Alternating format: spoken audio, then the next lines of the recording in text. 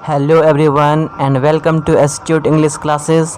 आज हम लोग क्लास 11th हॉर्नबिल का कंप्लीट एमसीक्यू करेंगे with poetry section and prose section, ठीक है। और हम लोग क्वेश्चन के बीच बीच में लिटिल एक्सप्लेनेशन भी करेंगे। और इससे जो हमारा डाउट होगा, जो टेक्स्ट बुक के जो बीच का क्वेश्चन होगा, उसका हम लोग कंप्लीट कर देंगे, ठीक है। तो चलिए आज हम लोग चलते हैं हॉर्नबिल बुक का chapter number 1 the portrait of a lady, और इनके जो ऑथर हैं खुशवंत सिंह है तक। सो option number 1 is correct. Next, the grand mother always carried with her. जो ग्रैंड मदर थी वो अपने साथ हमेशा क्या लिए रहती थी? Option number A rosary, B knife, C mirror, D vanity bag. हमेशा ग्रैंड मदर प्रे में बिजी रहती थी और उनके हाथों में माला रहता था, ठीक है, जिसे लोग हरे राम हरे कृष्ण करते हैं या फिर अब गॉड को किसी भी फॉर्म में याद करते हैं, उसे कहते हैं rosary. So option number 1 is correct. Next question number 3, the grand mother and the author were good. तो जो ग्रैंड मदर थे एंड जो ऑथर थे वो क्या थे? एक अच्छे दोस्त थे, फ्रेंड्स थे। Because grandmother and childhood age में जो ऑथर थे वो एक विलेज में रहते थे, ठीक है। और इस कारण से ऑथर हमें बताते हैं कि उनकी और उनके ग्रैंड मदर के साथ अच्छी दोस्ती हो गई थी, ठीक है, वो एक अच्छे दोस्त थे। So option number 1 is correct. Next question number 4, grandmother has been portrayed as a very. तो ग्रैंड मदर का जो इस स्टोरी में चित्रण किया गया है वो बहुत ही एक रिलीजियस लेडी के तौर पे किया गया। सो ऑप्शन नंबर 1 इज करेक्ट, क्योंकि जो ग्रैंड मदर थी वो हमेशा अक्सर होली बुक्स पढ़ा करती थी, स्क्रिप्चर्स जिसको कहते हैं, ठीक है, और वो हमेशा टेम्पल जाती थी। Next question number 5, why did the grand mother keep one hand on her waste.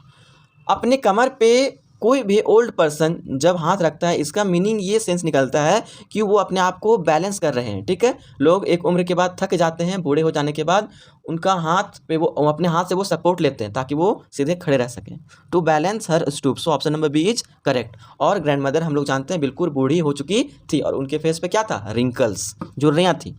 Next question number 6, what for did the grand mother prepare the author every morning. तो हम लोग जानते हैं जब ऑथर अपने बचपन में विलेज में रहते थे तो वो अपनी ग्रैंड मदर के साथ, ओनली अपने ग्रैंड मदर के साथ रहते थे। उनके जो पेरेंट्स थे वो सिटी में रहते थे, तो ग्रैंड मदर उनको स्कूल के लिए तैयार करवाती थी। So option number 3 is correct, lock कीजिए इसको। Next question number 7, my grand fathers portrait hung above the mental peace in the drawing room seems he was. ऐसे लगते थे उनके ग्रैंडफादर। इस स्टोरी में बताया गया है कि उनके ग्रैंडफादर पास्ट अवे, उनका डेथ हो चुका है, और उनका जो फोटो है वो मेंटल पीस क्या होता है? फायर प्लेस, ठीक है, आप इमेज में देख सकते हैं। Above the drawing above the mental peace in drawing room में रखा हुआ था खुशवंत सिंह के दादाजी का फोटो, पोर्ट्रेट सिम्स, और वो ऐसे लग रहे थे कैसे, ठीक है। तो बिल्कुल आप कह सकते हैं उनको देख कर लग रहा था कि उनका एज बहुत हो गया था, ठीक है। और उनका जो बियर्ड था उनके चेस्ट तक आ रहा था, और वो टर्बन पगड़ी पहने हुए थे। और ये सारी बातें हमें पता चलता है पोर्ट्रेट से, दैट्स मीन्स उनके फ़ोटो से।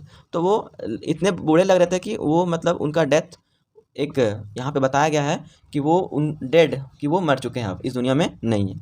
Next question number 8, where did the author spend his childhood. तो ऑथर ने अपना चाइल्डहुड कहाँ स्पेंड किया? तो हम लोग जानते हैं अपने ग्रैंड मदर के साथ जब चाइल्डहुड थे खुशवंत सिंह, तो वो विलेज में रहते थे, और उस समय अपनी दादी माँ, केवल दादी माँ के साथ वो विलेज में रहते थे। तो अपना चाइल्डहुड बिताएं अपने ग्रैंड मदर के साथ, ठीक है। तो in the village with his grandmother. So option number 4 is correct. Next question number 9, narrator's grand mother had been old and wrinkled. Narrator जो खुशवंत सिंह की ग्रैंड मदर हैं, दादी माँ हैं, ओल्ड मीन्स बूढ़ी होती हैं, एंड रिंकल्ड उनके फेस पे क्या था? झुर्रियाँ थी। तो ऑथर हमें बताते हैं खुशवंत सिंह कि फॉर द लास्ट 20 ईयर्स, 20 सालों में जब से मैंने अपनी दादी माँ को देखा था उनके चेहरे पे झुर्रियाँ थी और वो बिल्कुल बूढ़ी थी। तो यहाँ पे ईयर्स पूछा जा रहा है, ठीक है। तो option number 3 is correct, 20 years, 20। Next question number 10, the turning point of authors friendship with the grand mother was. जो टर्निंग पॉइंट था खुशवंत सिंह के लाइफ में, खुशवंत सिंह अपने बचपन में अपनी दादी माँ के साथ विलेज में रहते थे। तो जब उनके पेरेंट्स सिटी में अच्छे खासे सेटल हो चुके थे तो वो उन्हें बुला लेते हैं, ठीक है, सिटी अपने साथ। तो उन्हें गांव छोड़कर जाना होता है। तो ऑथर खुशवंत सिंह कहते हैं it was the turning point of his life, ठीक है। ये उनकी दादी और उनके दोस्ती के बीच एक टर्निंग पॉइंट था। So option number 1 is correct, ठीक है, जब वे सिटी में सेटल हो जाते हैं। Next question number 11, the author's grand mother was unhappy with city education because. देखिए, जब ऑथर सिटी में सेटल होते हैं खुशवंत सिंह और सिटी स्कूल में जाने लगते हैं, तो उनकी ग्रैंड मदर उनकी एजुकेशन को लेकर के थोड़ी सी चिंतित हो जाती है। क्यों? क्योंकि उस स्कूल में रिलीजियस बेस्ड कुछ भी नहीं पढ़ाया जाता था और ऊपर से म्यूजिक सिखाया जाता था, ठीक है, जिससे दादी माँ बहुत गुस्सा हो जाती थी और कुछ भी नहीं करती थी ऑथर को। So option number second is correct, ठीक है, converse and religious. Next, according to grandmother, पहले जो है आप समझ लीजिए कि ग्रैंड मदर के अकॉर्डिंग जो पढ़ाई होना चाहिए वो रिलीजियस बेस्ड होना चाहिए। और इंग्लिश स्कूल में हम लोग जानते हैं कि धर्म के बारे में किसी भी धर्म के बारे में उतना बताया नहीं जाता है, या तो फिर ना के बराबर। Next question number 12, how did the sparrows react after grand mother death. तो जब ग्रैंड मदर का डेथ हो जाता है, पहले आप लोग जानिए कि ग्रैंड मदर जो थी वो सिटी में स्पैरोज को फीड क्या करती थी, और जो पूरे दिन का हाफ आवर था वो हैप्पीएस्ट हाफ आवर था, ठीक है, दादी माँ का। तो जब दादी माँ का डेथ हो जाता है तो स्पैरोज कैसा रिएक्ट करती हैं, तो वो क्या करती हैं, साइलेंटली बैठती हैं और किसी भी ब्रेड को हाथ नहीं लगाती है, ठीक है, और नो चिरपिंग, विदाउट चिरपिंग, ठीक है, कोई आवाज़। ऑप्शन नंबर ए, चिरपिंग लाउडली, चिरपिंग नहीं करती हैं। सेट ड्यूटली नहीं सेट करती हैं, क्योंकि ड्यूटली होने का सेंस है, देखिए ड्यूटली का जो सेंस है वो जैसे वो बैठती थी वैसे आज नहीं बैठी हुई। वो तो ग्रैंड मदर का हेड पे भी और आर्म पे, फोरहेड पे बैठ जाती थी, ठीक है, लेकिन आज वो फ्लोर पे बैठे हुए हैं सारे के सारे sparrows. So option number third is correct, ठीक है। Next question number 13, what did the sparrows do when the dead body of the grand mother was carried of. Carried of का मतलब होता है ले जाया गया। जब ग्रैंड मदर का जो शव था, डेड बॉडी था, जब उसे ले जाया गया तो रिएक्ट क्या होता है, क्या मतलब वो कैसा बिहेव करती हैं, कौन, थाउजेंड्स ऑफ स्पैरोज, जो हज़ारों की संख्या में उस दिन स्पैरोज आए हुए थे, तो वो क्या करते हैं, दे फ्लू अवे क्वाइटली, वो शांति से उड़ जाते हैं। देखिए उनकी जो मदर थी, खुशवंत सिंह की मदर, वो उनको देती हैं उस दिन, क्योंकि ग्रैंड मदर का डेथ हो चुका है, ब्रेड खाने के लिए, ठीक है। लेकिन देखिए एक जो फीलिंग्स होता है, एक टचमेंट होता है, स्पैरोज किसी ने भी एक रोटी का टुकड़ा भी नहीं उठाया और ना ही किसी ने एक आवाज़, एक चिरपिंग किया, ठीक है, वो अशांति, बिल्कुल शांति से और आसानी से उड़ जाते हैं, क्योंकि दादी माँ का डेथ हो चुका था। Question number 14, who did appear like the winter landscape in the mountains. तो खुशवंत सिंह जो है अपनी दादी की माँ के बारे में लिखते हैं कि जो उनका वाइट हेयर था वो बिल्कुल, और रिंकल थे चेहरे पे, तो जिस तरह से माउंटेन में जब आइस जम जाता है, बर्फ़ जम जाता है, तो बिल्कुल एक वाइट लगता है कि पूरा माउंटेन को कवर किया गया है, ठीक है, उसी तरह से दादी माँ का फेस को भी कंपेयर किया गया था। So option number narrator's grand mother second is correct. Next question number 14, why did author's grand mother go with him to his school. Grand mother जो थी, जब विलेज में रहते थे खुशवंत सिंह, तो उनके साथ ग्रैंड मदर भी स्कूल तक जाती थी। ऐसा क्यों? क्योंकि जो स्कूल था ना वो टेंपल से अटैच था। डैट्स मीन हम लोग कह सकते हैं कि टेंपल के जो आंगन होता है, या तो बहुत बड़ा जो होता है आंगन, उस पर उनका क्लास चलता था खुशवंत सिंह का, और दादी माँ टेंपल के अंदर स्क्रिप्चर्स को पढ़ती थी, और जो टेंपल का पुजारी था, प्रिस्ट, वही खुशवंत सिंह को पढ़ाता था, वही खुशवंत सिंह का टीचर भी था, ठीक है। तो क्वेश्चन यहाँ पे ये है, ग्रैंड मदर क्यों जाती थी, it was attached with temple. So option number 1 is correct. Next question number 16, the grand mother controlled her feelings when the author was going. तो देखिए क्वेश्चन को डिसअरेंज में पूछा जा रहा है कि जब खुशवंत सिंह बड़े हो जाते हैं और अब्रॉड जाने लगते हैं ना, तो ग्रैंड मदर अपनी फीलिंग्स को कंट्रोल करती है। वही पूछा जा रहा है वो कहाँ जा रहे थे, तो abroad, out of country, for further study. Next question number 17, grandmother went to school with the narrator because.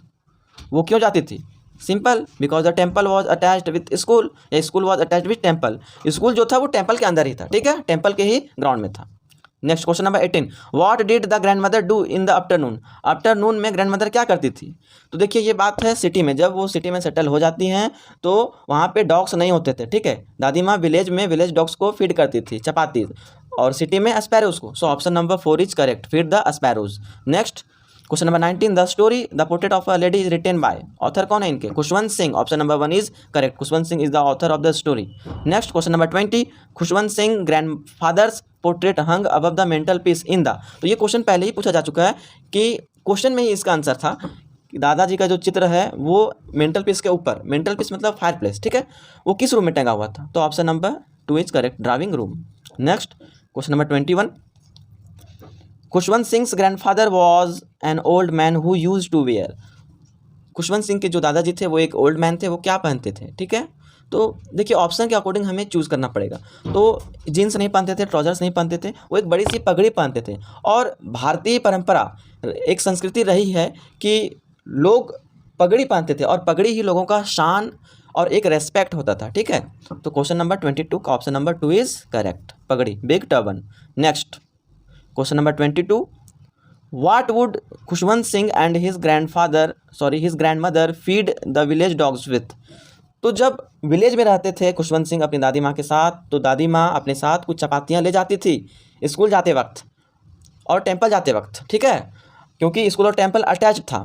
तो जब वो लौटते थे तो रास्ते में डॉग्स उनका पीछा करते थे, और चूँकि ग्रैंड मदर का ये डेली रूटीन था कि वो डॉग्स को फीड करते थे chapatis. So option number 4 is correct, chapatis खिलाती थी। Next question number 23, the grand mother believed that education should be.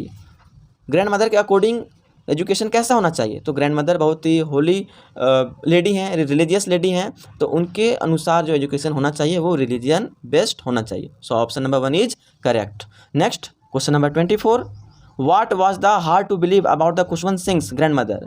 Khushwant Singh explain किए हैं स्टोरी में कि it was hard to believe that, कि उनकी दादी माँ भी कभी खूबसूरत और यंग रही होंगी। ऐसा वो क्यों कहते हैं? देखिए, जब से पिछले 20 साल से जब भी खुशवंत सिंह ने अपनी ग्रैंड मॉम को देखा है तो वो उन्हें बूढ़ी ही देखा है, ओल्ड ही लेडी ही देखा है, उनके चेहरे पे झुर्रियाँ ही देखी है।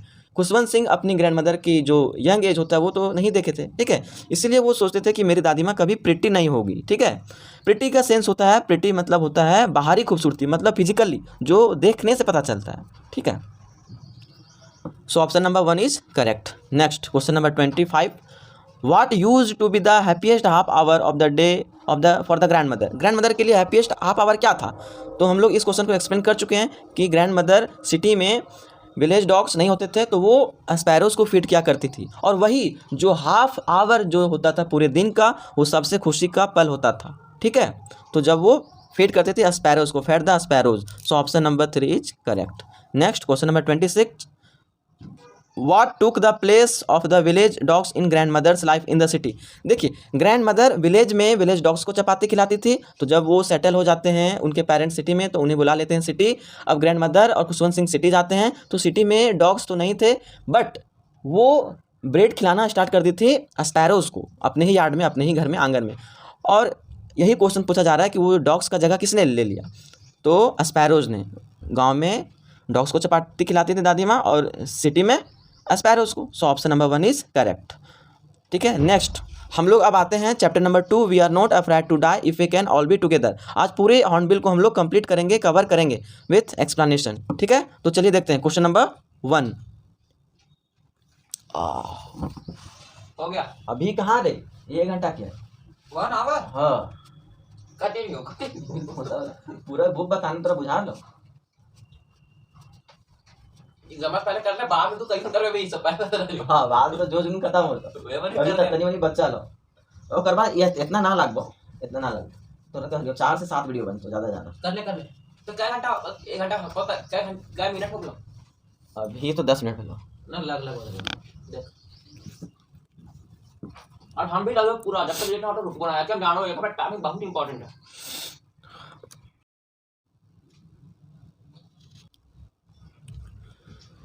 क्वेश्चन नंबर 1, देखिए इस स्टोरी को थोड़ा सा शॉर्टली हम लोग एक्सप्लेन कर लेते हैं। ये जो स्टोरी है Gordon Cook and Alan East के थ्रू लिखा गया है, इनके ऑथर हैं। तो गार्डन कुक जो है वो एक पूरे वर्ल्ड का वॉयज करना चाहते हैं। वॉयज मीन्स ट्रैवल बाय सी के थ्रू वो पूरी दुनिया घूम लेना चाहते हैं, और इसमें वे अपने फैमिली, अपनी वाइफ, अपने सन और अपनी डॉटर के साथ जाते हैं, और रास्ते में 2 क्रू मैन को हायर करते हैं, लेते हैं। ठीक है, क्रू मैन मीन्स होते हैं नाविक, और इस रास्ते में उन्हें क्या क्या डिफ़िकल्टीज़ होते हैं आती है, और फाइनली वो बच जाते हैं। ठीक है, और एक आइलैंड पे पहुंच जाते हैं। पूरी कठिनाई के साथ वो बहुत सारे प्रॉब्लम को फेस करते हैं, किस तरह से उनका बोट डैमेज हो जाता है। सबसे पहले जो वो बोट बनाने में जो उन्होंने 16 ईयर्स का टाइम, जो लेज़र टाइम होता है वो उन्होंने दिया था, पहले एक बोट बनाया था, तब जा कर के वो इस जर्नी को कवर कर पाए थे और मिशन को सक्सेसफुल कर पाए थे। तो चलिए इसी पे क्वेश्चन बेस्ड है। Question number 1,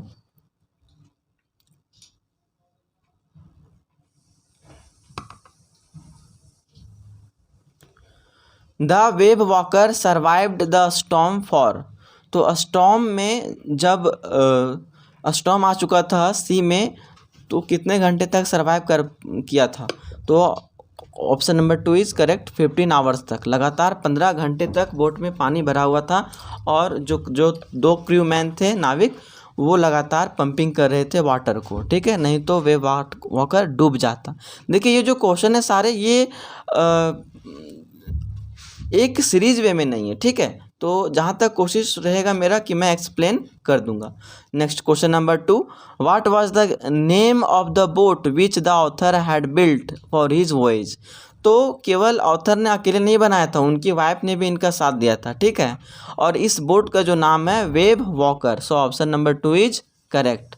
next question number 3, we took on 2 crewmen who were they. जो 2 क्रूमैन वो लेते हैं ना, कुछ किलोमीटर जाने के बाद, लगभग 35,000 किलोमीटर, नहीं 105,000 किलोमीटर जाने के बाद जब वो कैप्टन पहुंचते हैं, कैप्टन पहुंचने के बाद वो 2 क्रूमैन को लेते हैं, ठीक है, और उनका नाम था Larry Vigil and Swiss Hub. So option number 2 is correct. Next question number 4, on which day we had a wonderful holiday complete with a Christmas. तो पूरी वर्ल्ड जानती है और हम लोग सभी जानते हैं क्रिसमस डे कब होता है, कब क्रिसमस मनाया जाता है, तो 25 दिसंबर, ठीक है, option number 1 is correct. Next question number 5, the children were ecstatic to see the island isle. तो जब उनका बोट डैमेज हो जाता है, कंडीशन पहले सुनिए, ठीक है, पूरी फ्यूल्स लगभग ख़त्म होने वाले थे, no any device was working, कोई भी डिवाइस काम नहीं कर रहा था, कोई कंपास काम नहीं कर रहा था, तो वो फाइनली क्या करते हैं, अपने एक्सपीरियंस पे गार्डन कुक बोट को टर्न कर देते हैं, ठीक है, और एक आइलैंड पे फाइनली वो पहुंच जाते हैं और सभी के सभी बच जाते हैं। तो उसी आइलैंड का नाम पूछा जा रहा है और उस आइलैंड का नाम है आइल एम्स्टरडैम, ठीक है, so option number 3 is correct. Next question number 6, home the narrator want to duplicate in we are not afraid to die if we can all be together। तो जो एक वर्ल्ड की जर्नी है, पूरी दुनिया की जो जर्नी है वो कर रहे थे गार्डन कुक, तो वो एक डुप्लीकेट कर रहे थे। इनसे पहले 200 साल पहले, कितने साल, 200 years earlier, captain James cook नाम का एक इंसान था, उन्होंने पूरी जर्नी को कवर किया था, वर्ल्ड वॉयज किया था, तो वो उन्हीं का डुप्लीकेट करना चाह रहा थी, ठीक है, so option number 2 is correct. Next question number 7, who accompanied the writer in his round the world voyage. कौन कौन साथ थे उसके समुद्री यात्रा में, जो विश्व का भ्रमण कर रहे थे, वो कौन कौन थे साथ में? हिज वाइफ मैरी भी थी, हिज डॉटर सुजैन, देखिए डॉटर का नाम क्या था, सुजैन, ठीक है, एंड हिज सन जॉन, यहाँ पे जॉन फुल नेम है उसका जोनाथन, ठीक है, तो उसका बेटे का नाम है जोनाथन और बेटी का नाम सुजैन, ऑल ऑफ दिस। तो ऑप्शन नंबर 4 इज करेक्ट, वो अपने वाइफ, डॉटर एंड सन के साथ वर्ल्ड वॉयज पे गए थे और साथ में 2 क्रू मैन्स भी थे, ठीक है। Next question number 8, the crew man Larry vigil was. तो जो लैरी विजिल था वो कौन था, मीन्स कहाँ का इनहेबिटेंट था, अमेरिकन था, स्विस था, इंडियन था, जापानीज था। तो स्टोरी में एक्सप्लेन किया गया है ही वॉज एन अमेरिकन, वो एक अमेरिकन थे। Next question number 9, at dawn on January 2 the waves were gigantic, what does at dawn mean. At dawn means होता है मॉर्निंग, ठीक है, so option number 3 is correct. Next, the narrator grabbed the guard rails and center the boats man, ठीक है, तो जब attack हो जाता है इन्वायरमेंट वेव का, मीन्स स्ट्रक हो जाता है, टकरा जाता है बोट से, ठीक है, तो जो नरेटर होते हैं वो एक तरीके से गिर जाते हैं, ग्रैब्ड हो जाते हैं बोट पे ही। बोट बहुत बड़ा था, ठीक है, हैवी था, तो वो बोट के किस पार्ट में, तो बोट्स बूम जो होता है वो बूम में गिर गए थे, ठीक है, वहीं पे, और उनको चोट भी आ गई थी, लेफ्ट रिब में उनका चोट आया था, पूरे माउथ ब्लड से भर गया था, ठीक है। क्वेश्चन नंबर 11, द नरेटर्स सन, जो उनका बेटा था सन, और बेटा का नाम क्या है? जोनाथन, और शॉर्ट में इसको जॉन बोला गया यहाँ पे, ठीक है। Asked his father if they were going to, जब पूरी तरह से उनका फूड कंप्लीट ख़त्म हो जाता है, वेव स्टक करने के बाद उनका कंपास काम करना बंद हो जाता है और उन्हें अब कुछ दिखाई नहीं दे रहा था और उनका फ्यूल भी लगभग ख़त्म होने वाला था। तो उनका बेटा पूछता है कि डैडी क्या हम लोग अब मरने वाले हैं? तो इसी सेंस को इंग्लिश में are we going to die, option number 1 is correct. Next question number 12, when did they first sail? First sail means पहली जर्नी जो थी, वो जर्नी का सेंस है कि कहाँ तक पूरा प्लीजेंट वे में गया, ठीक है। यहाँ पे दो तरीके से दो भागों में डिवाइड किया गया है पूरी जर्नी को। एक अप टू केप टाउन, जब वो इंग्लैंड के प्लाईमाउथ से, कहाँ से? इंग्लैंड के प्लाईमाउथ से स्टार्ट करते हैं अपनी जर्नी को और वो पहुँचते हैं सीधा, सपोज डैट ये इंग्लैंड है, ठीक है, ये इंग्लैंड है और यहाँ से वो अपनी जर्नी यहाँ तक पहुँचते हैं इंग्लैंड के प्लाईमाउथ तक, ठीक है, प्लाईमाउथ, और यहाँ से ये राइट टर्न लेते हैं, ठीक है, और उनके अकॉर्डिंग लेफ्ट टर्न होते हैं वो यहाँ से, और ये चले जाते हैं सीधा, यहाँ से आगे बढ़ते हैं और फाइनली इसी के आगे आइल एम्स्टर्डम होता है और यहीं पे उनके साथ इंसिडेंट भी होता है। तो जो फर्स्ट कवर था यहाँ से यहाँ तक की जर्नी, यहाँ से यहाँ तक की जर्नी, वो बहुत प्लीजेंट थी। तो इसी भाग का नाम का पूछा जा रहा है आपको। तो option number 2 is correct, Africa to Cape Town. लेकिन यहाँ अफ्रीका नहीं था, ये इंग्लैंड के प्लाईमाउथ से केप टाउन में, मिसप्रिंट है। Next question number 13, Y did the author feel losing consciousness because of? जो ऑथर थे वो अपने कॉन्शियसनेस को, जो उसका होश में होना जो था, वो धीरे धीरे खो रहे थे, ठीक है, क्योंकि उनका दिमाग काम करना बंद हो चुका था। उनके जहाँ सारे डिवाइस थे वो भी काम करने बंद हो चुके थे, फ्यूल ख़त्म हो रहा था, फूड भी ख़त्म हो चुका था, अब वे बिल्कुल डेथ के नियर थे, ठीक है। तो यहाँ पे हम लोग देंगे ही वॉज सिंकिंग, मेनली यही है option, he was very near of the death, ये भी था, ऑप्शन नंबर 2 भी है। तो हमें करेक्ट ऑप्शन चूज़ करना पड़ेगा ऑप्शन नंबर 4। आप 1 2 3 देंगे तो गलत हो जाएगा। देखिए 1 2 3 यहाँ पे टिक लगाने का सेंस मेरा ये सारे राइट है, लेकिन आप 1 2 3 किसी में से टिक लगाते हैं, आपका आंसर गलत हो जाएगा, क्योंकि ये सारे के सारे रीज़न है, ठीक है। देखिए रीज़न क्या होता है, अगर 1 को आप चूज़ करते हैं इसका मतलब 2 और 3 नहीं होगा, अगर आप 2 को चूज़ करते हैं इसका मतलब आपके अकॉर्डिंग 1 और 3 नहीं होगा। तो ये सारे के सारे जब ऑप्शन सही है तो ऑप्शन नंबर 4 ही आपको लॉक करने पड़ेंगे, ठीक है। Next question number 14, after they were hit by the wave they survived for? Wave से हिट करने के बाद, एनकाउंटर होने के बाद वे लगभग 15 घंटे तक सर्वाइव किए थे, ठीक है, और पानी में ही थे। लगातार जो 2 क्रू मैन थे उस पानी को पंपिंग करके बाहर निकाल रहे थे बोट से। बोट का नाम क्या है? वेव वॉकर, ठीक है। Next question number 15, where did the narrator start the first leg of his journey? His journey, अपनी जर्नी का कहाँ से स्टार्टअप किए थे वो, ठीक है। तो हम लोग जानते हैं फ्रॉम इंग्लैंड प्लाईमाउथ, इंग्लैंड के प्लाईमाउथ से, ठीक है। Option number 3 is correct. Next question number 16, how old was writer when he started his round the world voyage? उसमें उनका एज क्या था ऑथर का?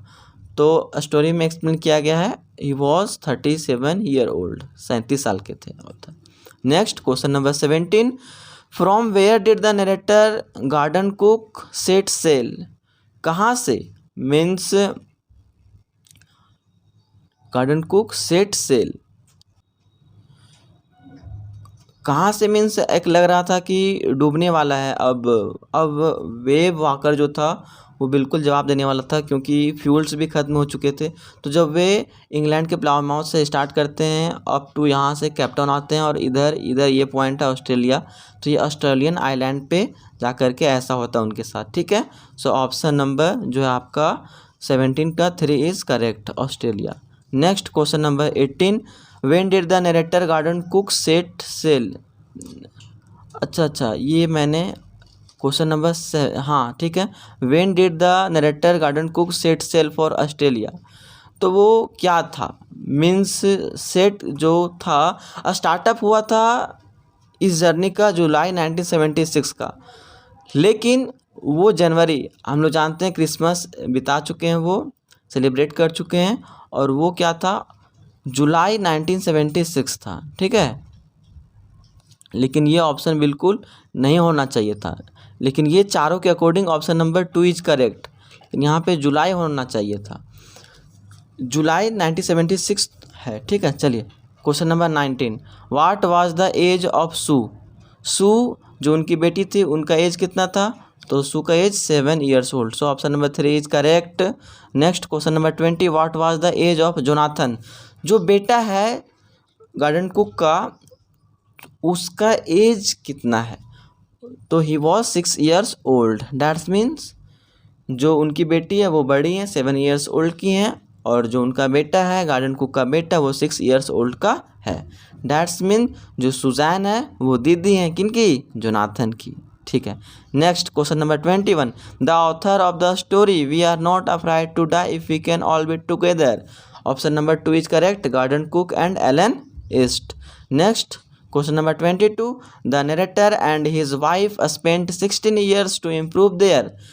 तो ऐसा बिल्कुल नहीं है कि मन किया और समुद्र यात्रा पे निकल गए, नहीं, 16 years, उन्होंने 16 साल तक प्रैक्टिस किया, और इतने साल तक उन्होंने बोट को भी तैयार किया कि टफ से टफेस्ट वेदर में बोट कैसे टिक सकता है, ठीक है। तो उस स्किल को कहते हैं सी मीन समुद्र, और फायरिंग स्किल का मतलब होता है समुद्री कौशल, ठीक है। Option number 1 is correct. Next question number 23, 200 years ago round the world voyage was made by. Question, इसका आंसर पहले ही मिल चुका है क्वेश्चन में ही, ठीक है। 200 साल पहले किसने वर्ल्ड वॉयज किया था, तो हम लोग जानते हैं नाम ये आया था captain James cook, so option number 1 is correct. Next question number 24, what was the name of the author boat.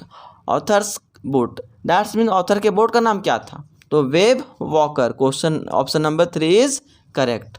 Next question number 25, the length of the wave walker was.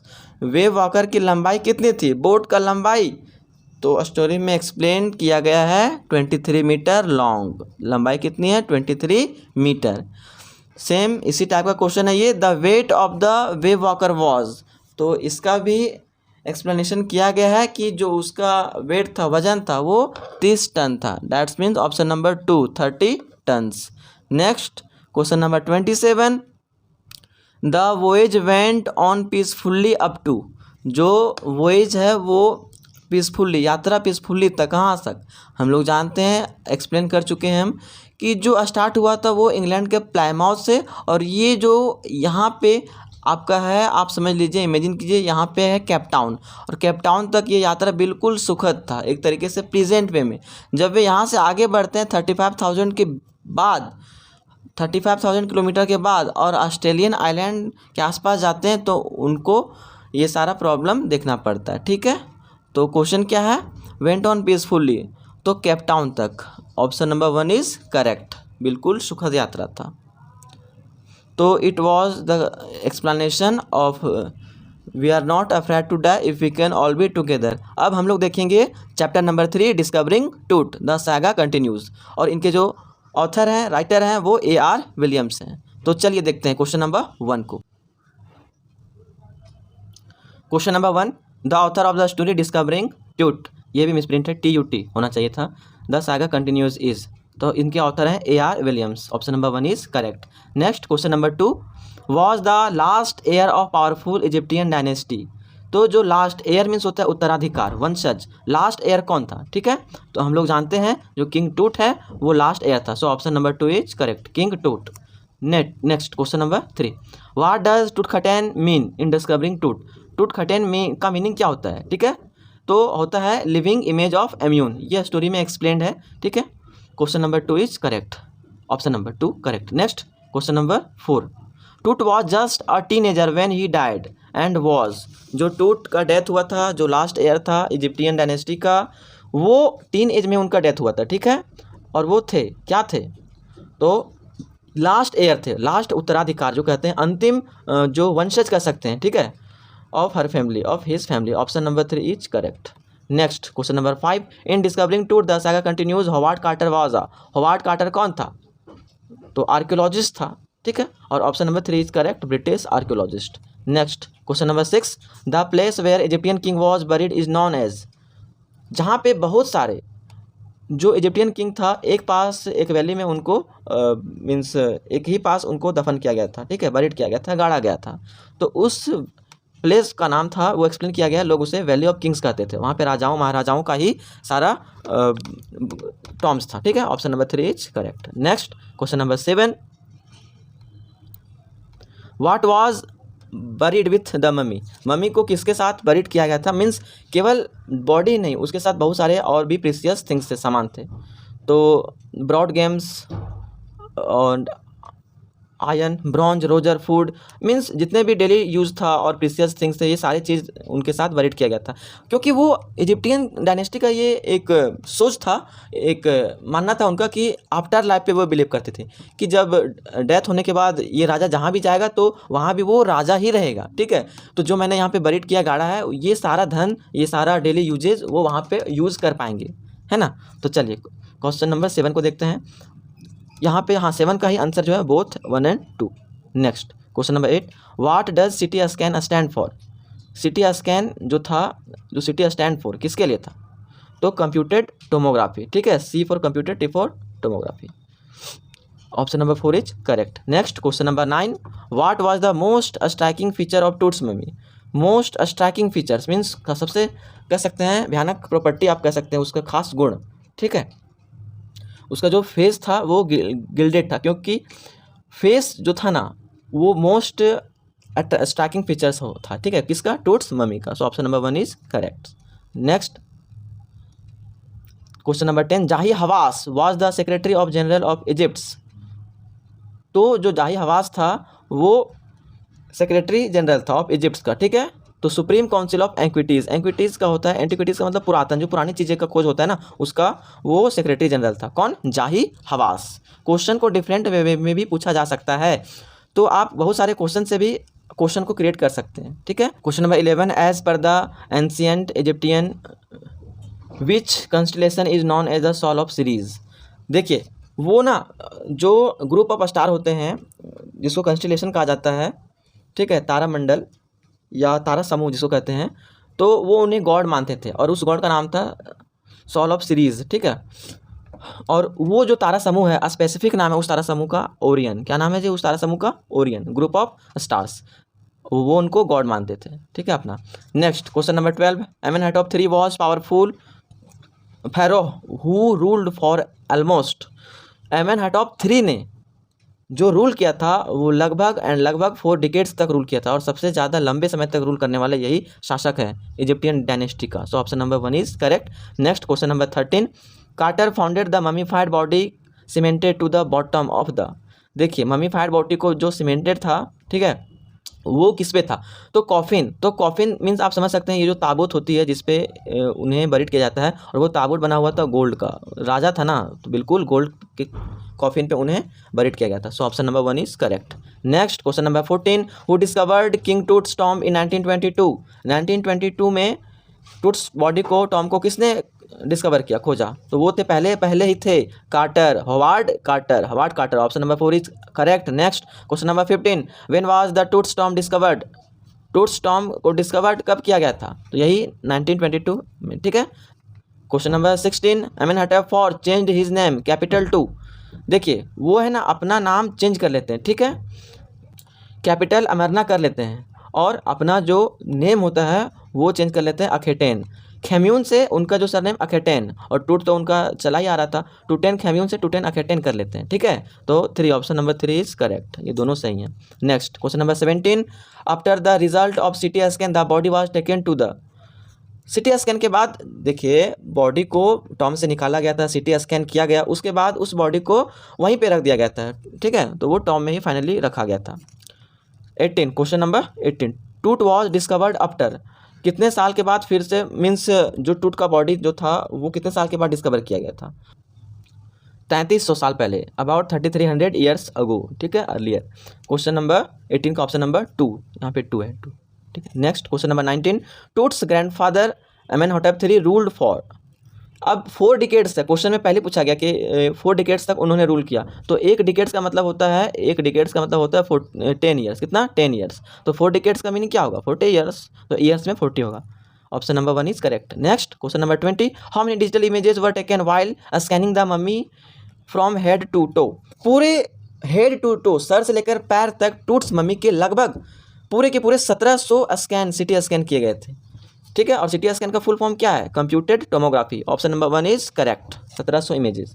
Next question number 21, Toots mummy was scanned and 5 जनवरी, तो Toots mummy जो था वो scan किया गया था, year कौन सा था वो 2005। Option number 1 is correct. अब हम लोग देखेंगे next chapter landscape of the soul, और जैसा कि कंप्लीट हमें करना है हॉर्नबिल बुक, ठीक है। तो चलिए, इनके जो ऑथर हैं नैथली ट्रॉबरॉय हैं।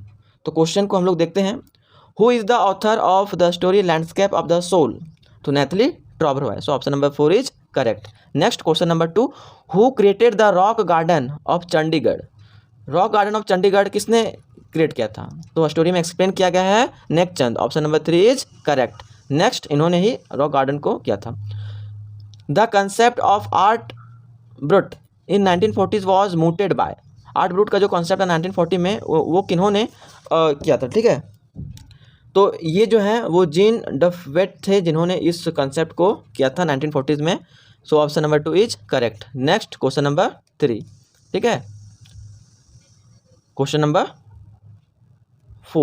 4, a classical Chinese landscape is not mean to reproduce, जो चाइनीज़ लैंडस्केप था या तो फिर जो चाइनीज़ स्टोरीज़ होती हैं, कहानियाँ होती हैं, वो बिल्कुल रियलिटी पे बेस्ड नहीं होता है, ठीक है। वो डिफरेंट वर्ल्ड के बारे में बताते हैं और जो कि इम्पॉसिबल हो, ठीक है। तो नॉट मीन्ट इसका मतलब क्या नहीं है कि वो एक्चुअल व्यू नहीं है। So option number 1 is correct.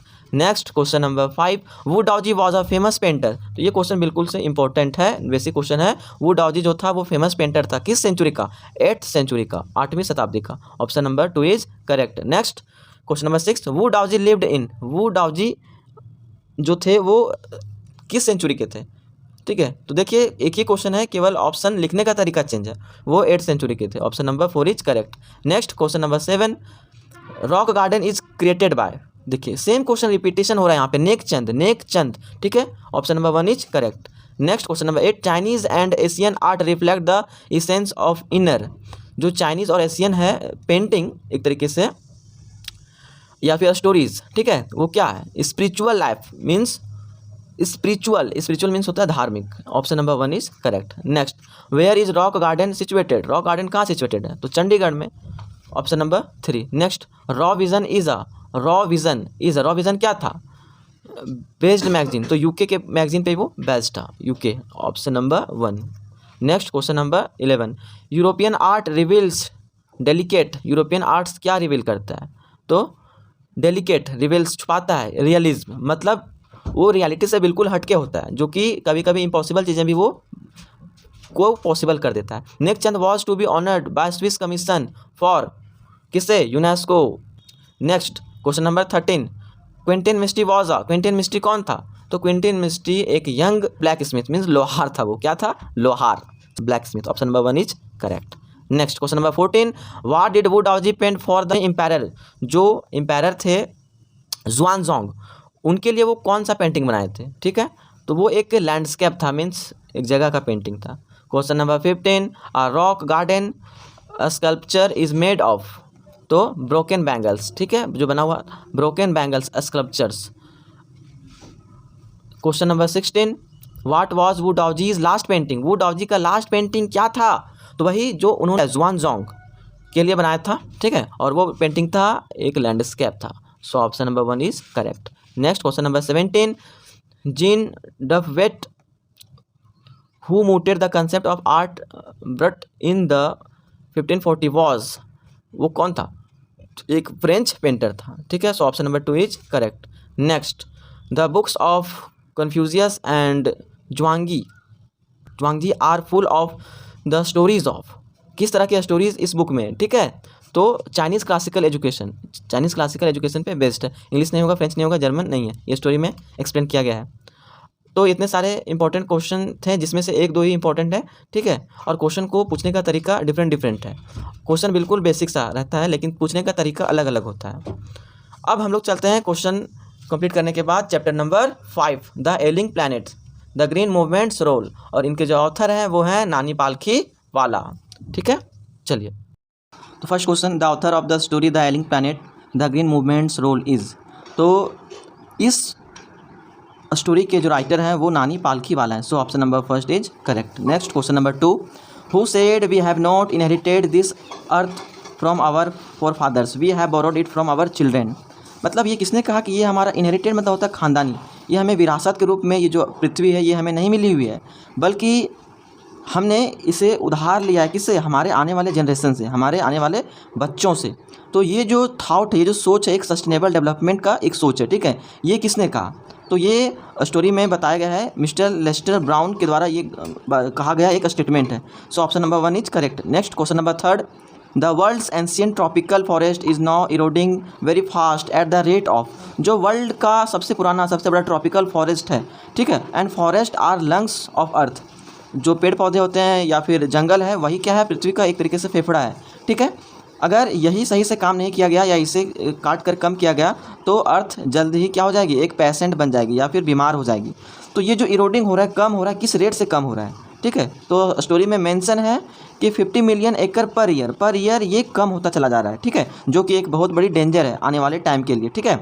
Next question number 4, we have not inherited this earth from our forefathers we have borrowed it from our children who said this. तो ये क्वेश्चन रिपीटेड है और जैसा कि मैंने अभी एक्सप्लेन किया क्वेश्चन नंबर 2 में मिस्टर ब्राउन लेस्टर, ठीक है, mister Lester Brown said this statement. So option number 4 is correct. Next question number 5, the concept that the earth and other planets revolves around the sun was first introduced by. देखिए, जो पहली बार जो एक theory दिया गया था वो Copernicus ने दिया था कि ये जो सन है ना, सन के चारों ओर क्या करते हैं, अदर प्लैनेट घूमते हैं, ठीक है, सारे प्लैनेट राउंड करते हैं अराउंड द सन, और ये स्टोरी दिया गया था कोपरनिकस के थ्रू। So option number 3 is correct.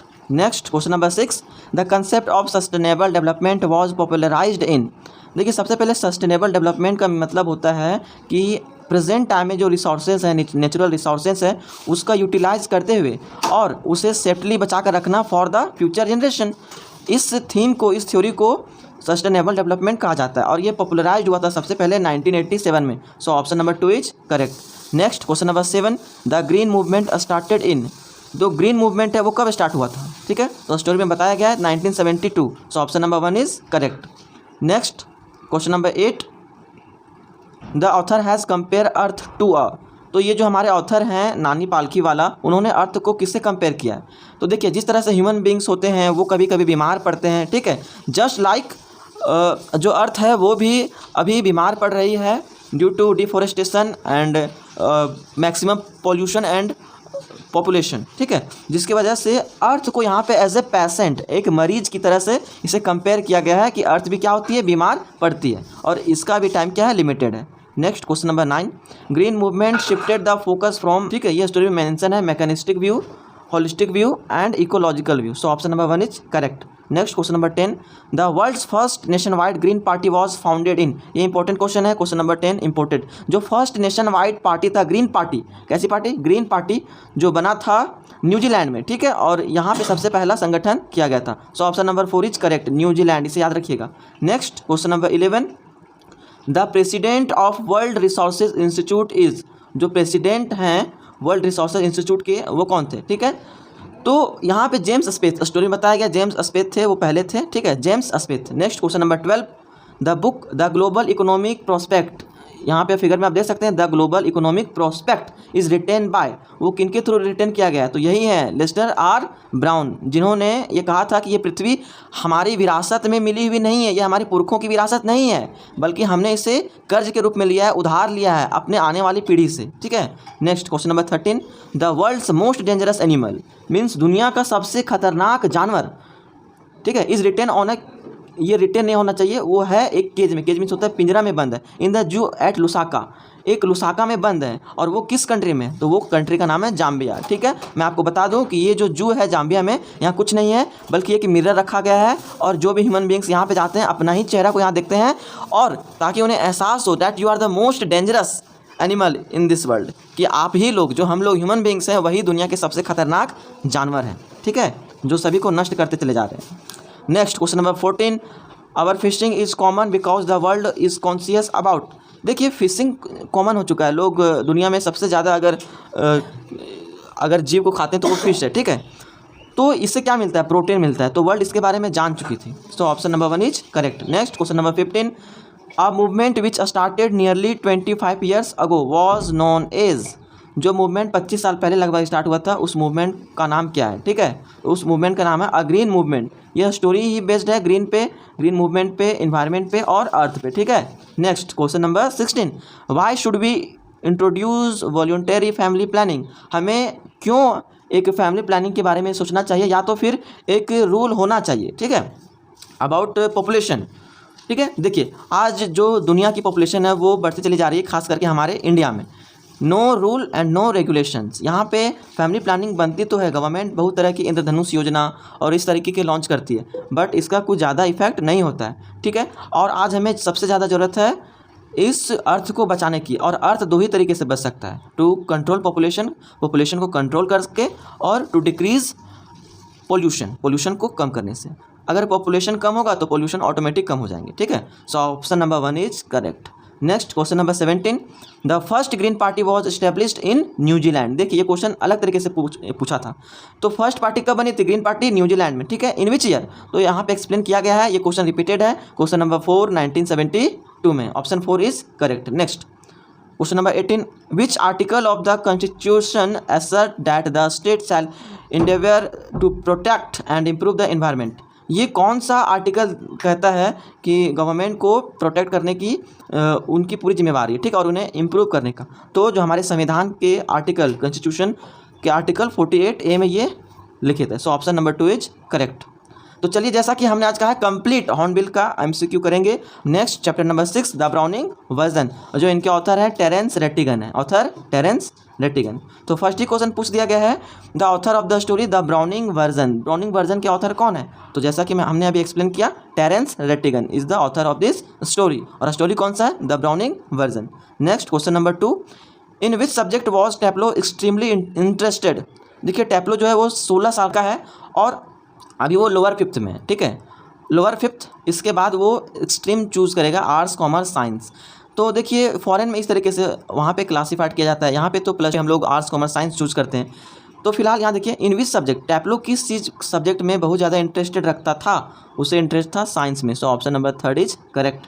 Next question number, option 3 is correct. Question number 3, Crocker Harris. देखिए क्रॉकर हैरिस के पहले बारे में जान लीजिए कि क्रॉकर हैरिस जो है वो मिडिल एज टीचर हैं।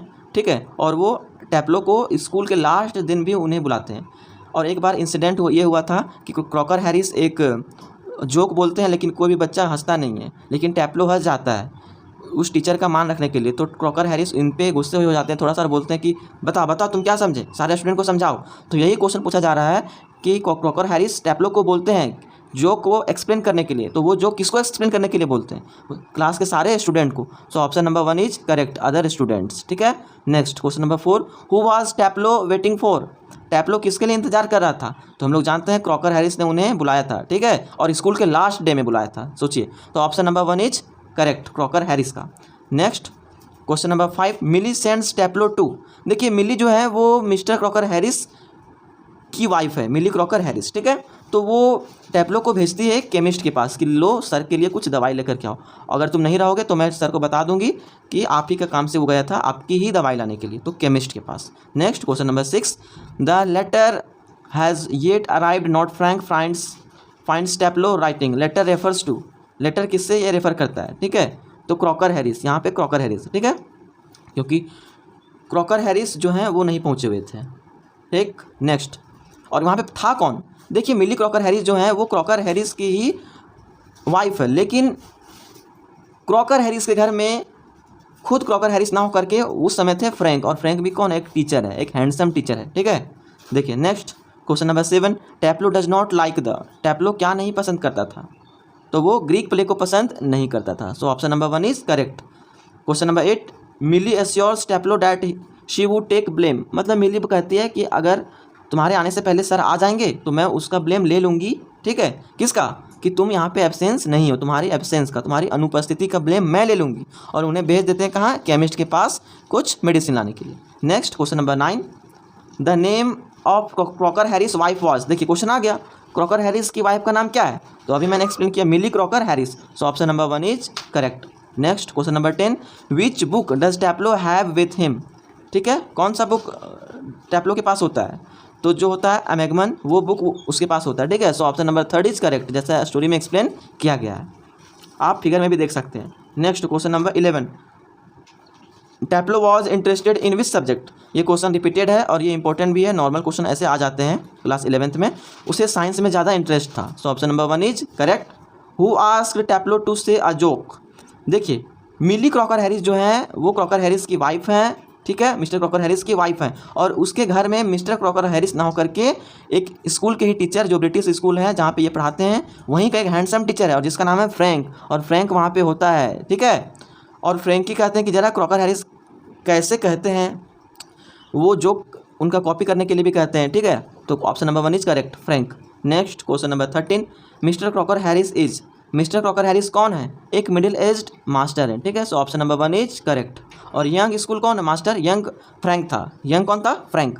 Next question number 14, Millie Crocker and Crocker Harris were, जो मिली क्रॉकर हैं और क्रॉकर हैरिस हैं वो कौन थे, एक दूसरे के रिलेशन क्या लगता था, तो वो क्या थे, वाइफ एंड हस्बैंड थे। So option number 3 is correct.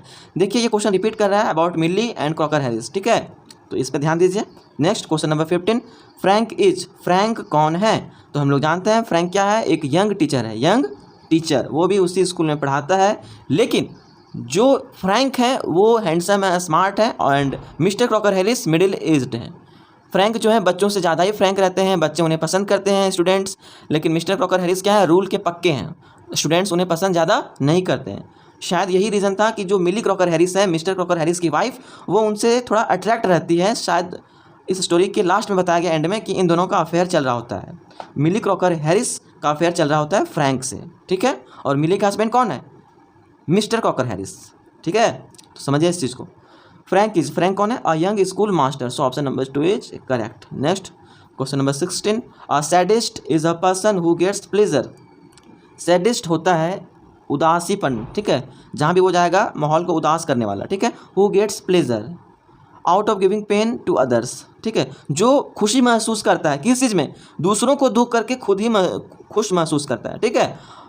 Pen means दर्द देता है किसको, दूसरों को, मतलब दूसरे को दुख करके खुद को खुशी करना, ये होता है सैडिस्ट पर्सन का काम। So option number 2 is correct. Next question number 17, Taplow express his desire to join, वो किस स्ट्रीम को ज्वाइन करने का इच्छा जताता है, अभी वो लोअर 5th में है, 16 ईयर्स ओल्ड का है, और वो चाहता है कि जब वो लोअर 5th पास कर जाए तो वो साइंस स्ट्रीम को ज्वाइन करेगा, ठीक है, जैसा कि हम लोग कब क्लास 10th पास करने के बाद या तो आर्ट्स या कॉमर्स या साइंस रखते हैं, ठीक है, ठीक उसी प्रकार। Next, Crocker Harris is a teacher at, किस स्कूल के टीचर थे, तो British public school. Option number 1 is correct. Next question number 19, Taplow is a boy of, तो इस क्वेश्चन को एक्सप्लेन किए हैं कि वो 16 ईयर्स ओल्ड का एक लड़का था। Option number 2 is correct, 2।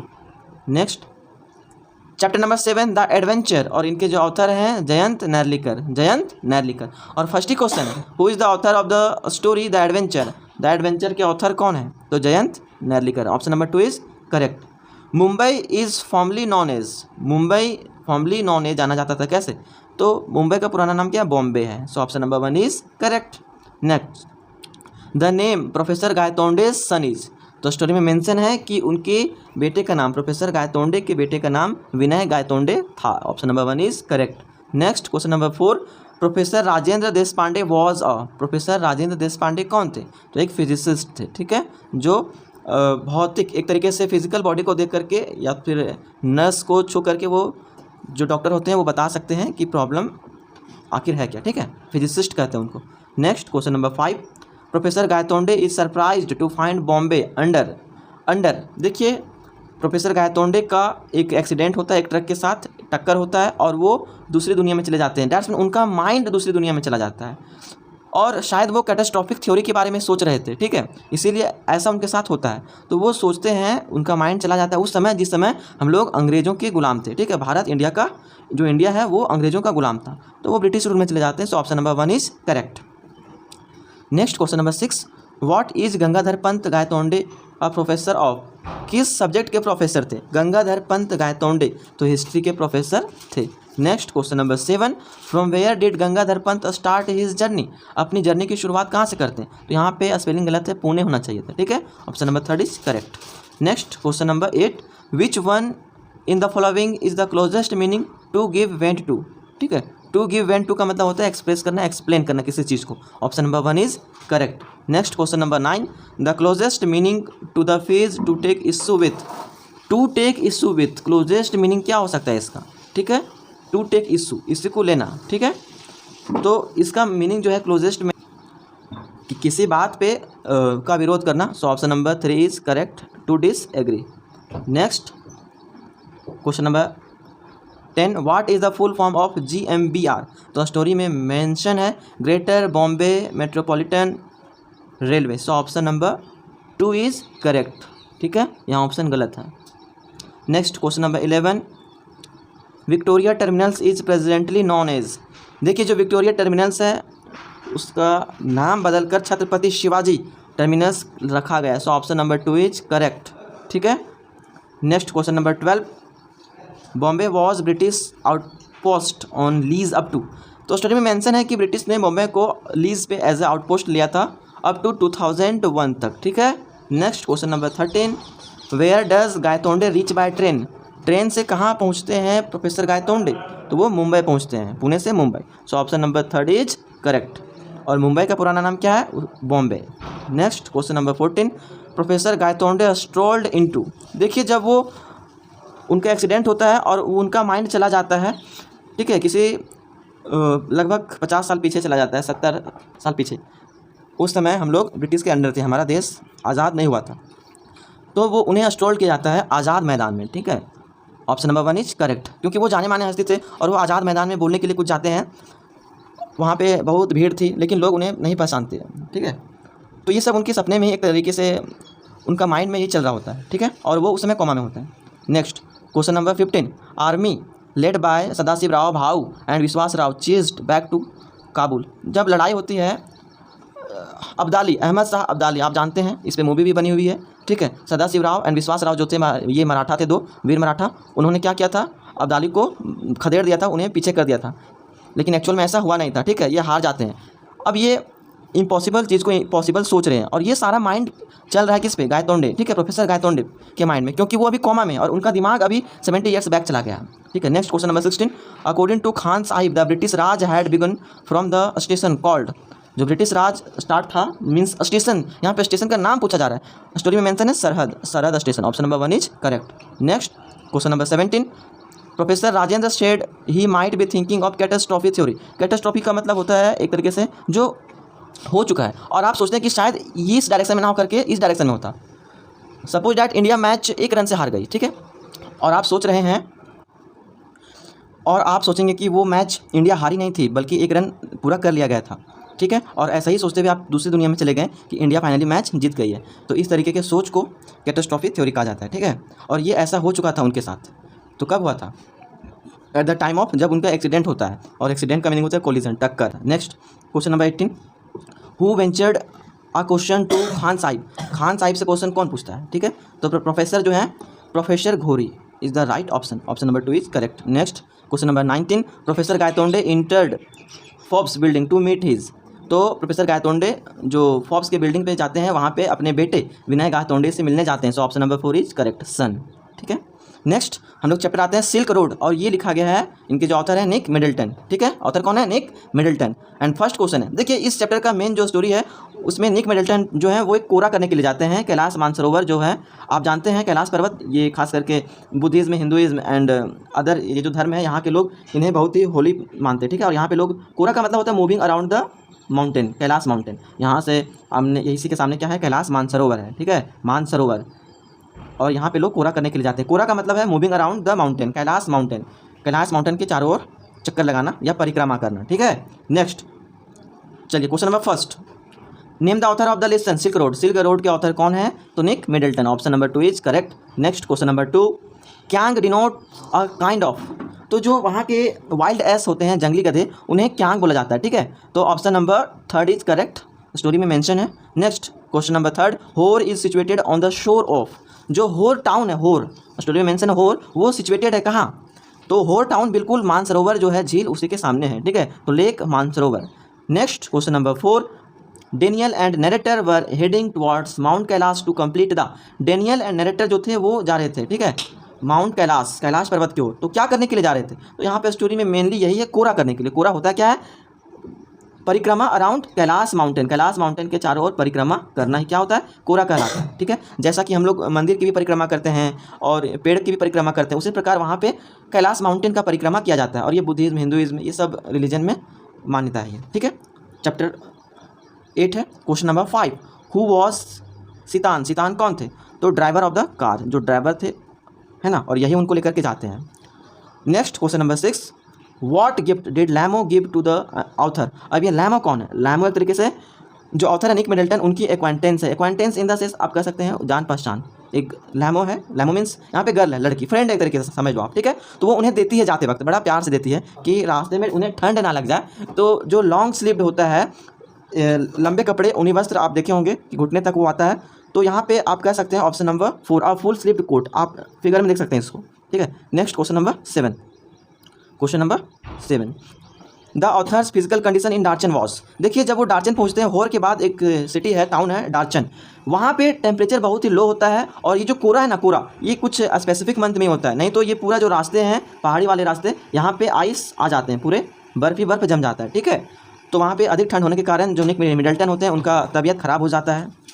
और उन्हें होता क्या, यहाँ पे ऑप्शन में है चेस्ट ब्लेम बिकम ओल्ड। इसका मतलब वो उन्हें सांस लेने में तकलीफ होने लगती है, ठीक है। उनका जो नोज़ होता है वो भी क्लोज होने लगता है, जिस वजह से वो पूरी रात नहीं सो पाते हैं। So option number 2 is correct. Next question number 8, the long sleeved sheep skin coat is called. जो लामो ने एक ड्रेस दिया था, लंबा कोट दिया था ठंड से बचने के लिए, उसे क्या कहते हैं, ठीक है। तो उससे क्या कहते हैं? जब निक मिडल्टन उसे पहनते हैं तो उसके फ्रेंड कहते हैं ये बिल्कुल ड्रॉकबा जैसे लग रहे हैं। ड्रॉकबा का मतलब होता है बंजारा, ठीक है। तो यहाँ पे उसे ड्रॉकबा कहा गया, स्टोरी में मेंशन है। Option number 1 is correct. Next question number 9, the driver of the car was. Driver कौन थे? तो जैसा कि एक्सप्लेन किया, सितान, TSETAN, सितान जो थे वो ड्राइवर थे। Next question number 10, the name of authors friend was. Author के फ्रेंड का नाम क्या था? तो Daniel. Option number 1 is correct. Next question number 11, the author begins the description of his journey silk road from a place called. उस place का नाम क्या है जहाँ से वो जर्नी को बता रहे हैं? तो कोरा, वो क्या करने के लिए गए? कोरा करने के लिए। Next question number 12, what was the author suffering from. Author किस चीज़ से सफरिंग थे, ठीक है। तो देखिए मेनली जो था उन्हें सांस लेने में ही प्रॉब्लम हो रहा था। तो उनके जो नोज़ थे वो ठंड के कारण एक तरीके से क्लोज हो चुका था, one nose, nasal congestion. Option number 1 is correct. Next question number 13, what was the author's positive attitude. Author का पॉजिटिव एटीट्यूड क्या था? थोड़ा सा वेट करेंगे लेकिन हम पूरा कंप्लीट करके ही जाएंगे, ठीक है। ये होता है किसी भी स्टूडेंट का एक पॉजिटिव एटीट्यूड कि आप कुछ समय के लिए डिप्रेस हो सकते हैं, कुछ समय के लिए आप बीमार पड़ सकते हैं, या तो फिर नेगेटिव भी अगर आप पे हावी होते हैं तो कुछ ही समय के लिए। तो अपने आप को टाइम दीजिए, की पैसेंस रखिए और प्रॉब्लम सॉल्व होगा ये। And believe in your self, अपने आप पे बिलीव कीजिए। Next question number 14, Tibet most venerated stretch of water is. Most, ठीक है, वेनरेटेड जो कहते हैं वो कौन सा है वाटर? तो यहाँ पे एक ही वाटर सोर्स है और वो है मानसरोवर, लेक मानसरोवर। हिंदुइज्म में और बुद्धिज्म में इस मानसरोवर को, जो मानसरोवर झील है, इसे बहुत ही पवित्र बताया गया है। Question number 15, the Darchen medical college was new and looked like. जब डार्चन पहुँचने के बाद निक मिडल्टन का तबीयत ख़राब हो जाता है और वो डार्चन मेडिकल कॉलेज जाते हैं, तो मेडिकल कॉलेज ऐसा लग रहा था मानो कि वो मठ हो, एक क्या हो, मठ हो। वहाँ पे डॉक्टर भी जो थे वो अलग तरीके के कपड़े पहने हुए थे क्योंकि ठंड बहुत था वहाँ पे, ठीक है। तो यहाँ पे हम लोग ऑप्शन लगाएंगे, option number monastery. Option number 3 is correct. Next question number 16, कोरा इस परिक्रमा अराउंड द होली। कोरा क्या है? कोरा है परिक्रमा, मतलब चारों ओर घूमना, अराउंड किसके चारों ओर? होली जो पवित्र है, माउंटेन, यहाँ पे mountain, Kailash mountain. So option number 1 is correct. Next question number 17, the silk road referred to the long trail that led from Europe to. तो जो सिल्क रोड है वो क्या करता है? कनेक्ट करता है किसको किसको? फ्रॉम, ये सीधा चला जाता है, यूरोप को जोड़ता है किससे? यूरोप को जोड़ता है चाइना से। किससे? चाइना से। So option number 1 is correct. Next question number 18, the author had visited the place to do. Author क्या करने के लिए वहाँ पहुँचे हैं? तो कोरा करने के लिए पहुँचे हैं। परिक्रमा अराउंड द कैलाश माउंटेन, उसे ही कोरा कहते हैं। ठीक है, ये क्वेश्चन बार बार रिपीट हो रहा है, important question. Next question number 19, the author and Tsetan reached a bungalow in, एक बंगलो में पहुंचते हैं ऑथर एंड सितान, कहाँ पे? तो फाइनली यहाँ पे एक ही टाउन बताया गया है, जो सबसे लास्ट का जो टाउन है वो डार्जन है। ठीक है, so option number 1 is correct. और यहीं पहुंचने के बाद ऑथर का तबीयत ख़राब हो गया था, उन्हें सांस लेने में दिक्कत आ रही थी, और इसी के बाद वो जाते हैं डार्जन मेडिकल कॉलेज। ठीक है, next question number 20, at Darchen the author had expected to see lot of, Darchen पहुंचने के बाद वो एक्सपेक्ट का मतलब उम्मीद करना। ठीक है, वो उम्मीद कर रहे थे कि वो बहुत सारे क्या देखेंगे? पिलग्रिम्स का मतलब होता है तीर्थ यात्री, श्रद्धालु। ठीक है, next question number 21, who gave the narrator Nick Middleton a farewell present and was the present given at Rabu, Rabu में कौन उनको मिलता है? ठीक है, तो एक मोटा सा इंसान, वो भी आया था कोरा करने के लिए, और वो तिब्बत का ही है। एट प्रेजेंट वो चाइना के इकोनॉमिकल सेंटर में काम करता है, लेकिन हम जहाँ कहीं भी हो अपने गांव और अपने कंट्री को कभी नहीं भूलते हैं। ठीक है, तो नॉर्बू आया था परिक्रमा करने के लिए, और वहाँ पे निक मिडल्टन इनके साथ मिलते हैं और ये साथ में कोरा करते हैं। The narrator Nick Middleton met Norbu in a small and dark cafe in, वो कहाँ मिलते हैं, किस जगह पे मिलते हैं? उस जगह का नाम है, जो लास्ट सिटी है, लास्ट टाउन है, एक ही सिटी है, नाम क्या है जी? Darchen. So option number 3 is correct, Darchen में। ठीक है, लेकिन इसका आंसर राबू भी हो सकता है, डार्चन में ही का प्लेस क्या है? राबू है। ठीक है, तो आप लोग according to option you have to choose correct answer. Next हम लोग अब चलते हैं पोइट्री पे। पोइट्री भी आज कंप्लीट करना है, बिकॉज हॉर्नबिल बिना पोइट्री के अधूरा है। तो poem number 1 a photograph, and इनके जो पोइट हैं Shirley Toulson. Question number 1, the sweet face the photograph shown was, जो स्वीट फेस दिखाया गया फोटोग्राफ में। देखिए ये जो पोएम है उसमें मेन ये है कि जो शर्ली टॉल्सन है पोएट, वो अपनी मदर की फ़ोटोग्राफ को देखती हैं, और उनकी मदर अभी इस वर्ल्ड में, इस दुनिया में अलाइव नहीं है, उनकी मदर का डेथ हो चुका है, और उस फोटोग्राफ में उनकी मदर है, और उस समय उनकी मदर का एज जो था वो 12 ईयर्स ओल्ड था, और उनके साथ 2 और कज़न हैं, 2 कज़न का नाम है बेटी एंड डॉली। और ये उस समय का पिक है जब उनकी मदर का एज 12 ईयर्स ओल्ड था। वो हॉलीडे स्पेंड करने के लिए सी के अराउंड गई थी, सी मतलब बीच पे गई थी, सी के किनारे, और वो क्या कर रही हैं? पेडलिंग कर रही हैं। और ये जो फोटो लिया गया है वो अंकल के थ्रू लिया गया है। ठीक है, तो चलिए आज अपनी मदर को याद कर रही हैं शर्ली टॉल्सन, और थोड़ा सा इमोशनल हो रही हैं, थोड़ा सा सैड हो रही हैं। ठीक है, चलिए नेक्स्ट। तो वो क्वेश्चन नंबर 1 है the sweet face the photograph shown was, तो स्वीट फेस किसका दिखाया गया है? तो जाहिर सी बात है शर्ली टॉल्सन लिख रही हैं तो अपनी मदर के ही बारे में एक्सप्लेन करेंगी। तो यहाँ पे क्या है? यहाँ पे नरेटर्स मदर होना चाहिए, option number 3 is correct, third. Next question number 2, the photograph was taken when, तो जब उनकी मदर का एज 12 ईयर्स ओल्ड था। ठीक है, ना कि नरेटर। तो यहाँ पे नरेटर वॉज अ चाइल्ड, उनकी mother when the narrator was about 12, narrator नहीं थी 12, उनकी माँ थी 12, अबाउट 12 ईयर्स अगो नहीं था ये। The narrator was a child, the narrator was not even born. ठीक है, तो जब नरेटर का जन्म भी नहीं हुआ था तब ये फोटो लिया गया था, बिकॉज उस समय शर्ली टॉल्सन की माँ का एज मात्र 12 ईयर्स ओल्ड था, ओनली 12 ईयर्स ओल्ड की थी उनकी मदर। तो जाहिर सी बात है शर्ली टॉल्सन का जन्म नहीं हुआ होगा।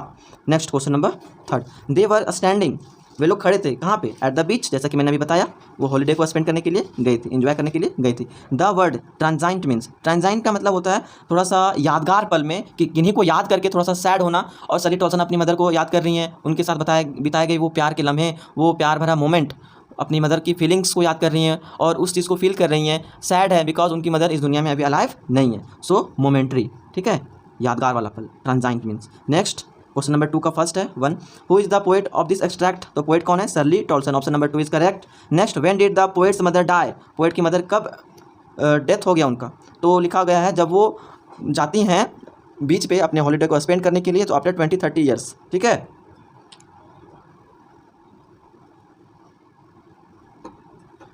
Nearly 30 years ago. ठीक है, चलिए next, what does this circumstances refer to, ये सर्कमस्टेंसेस क्या रेफर करता है?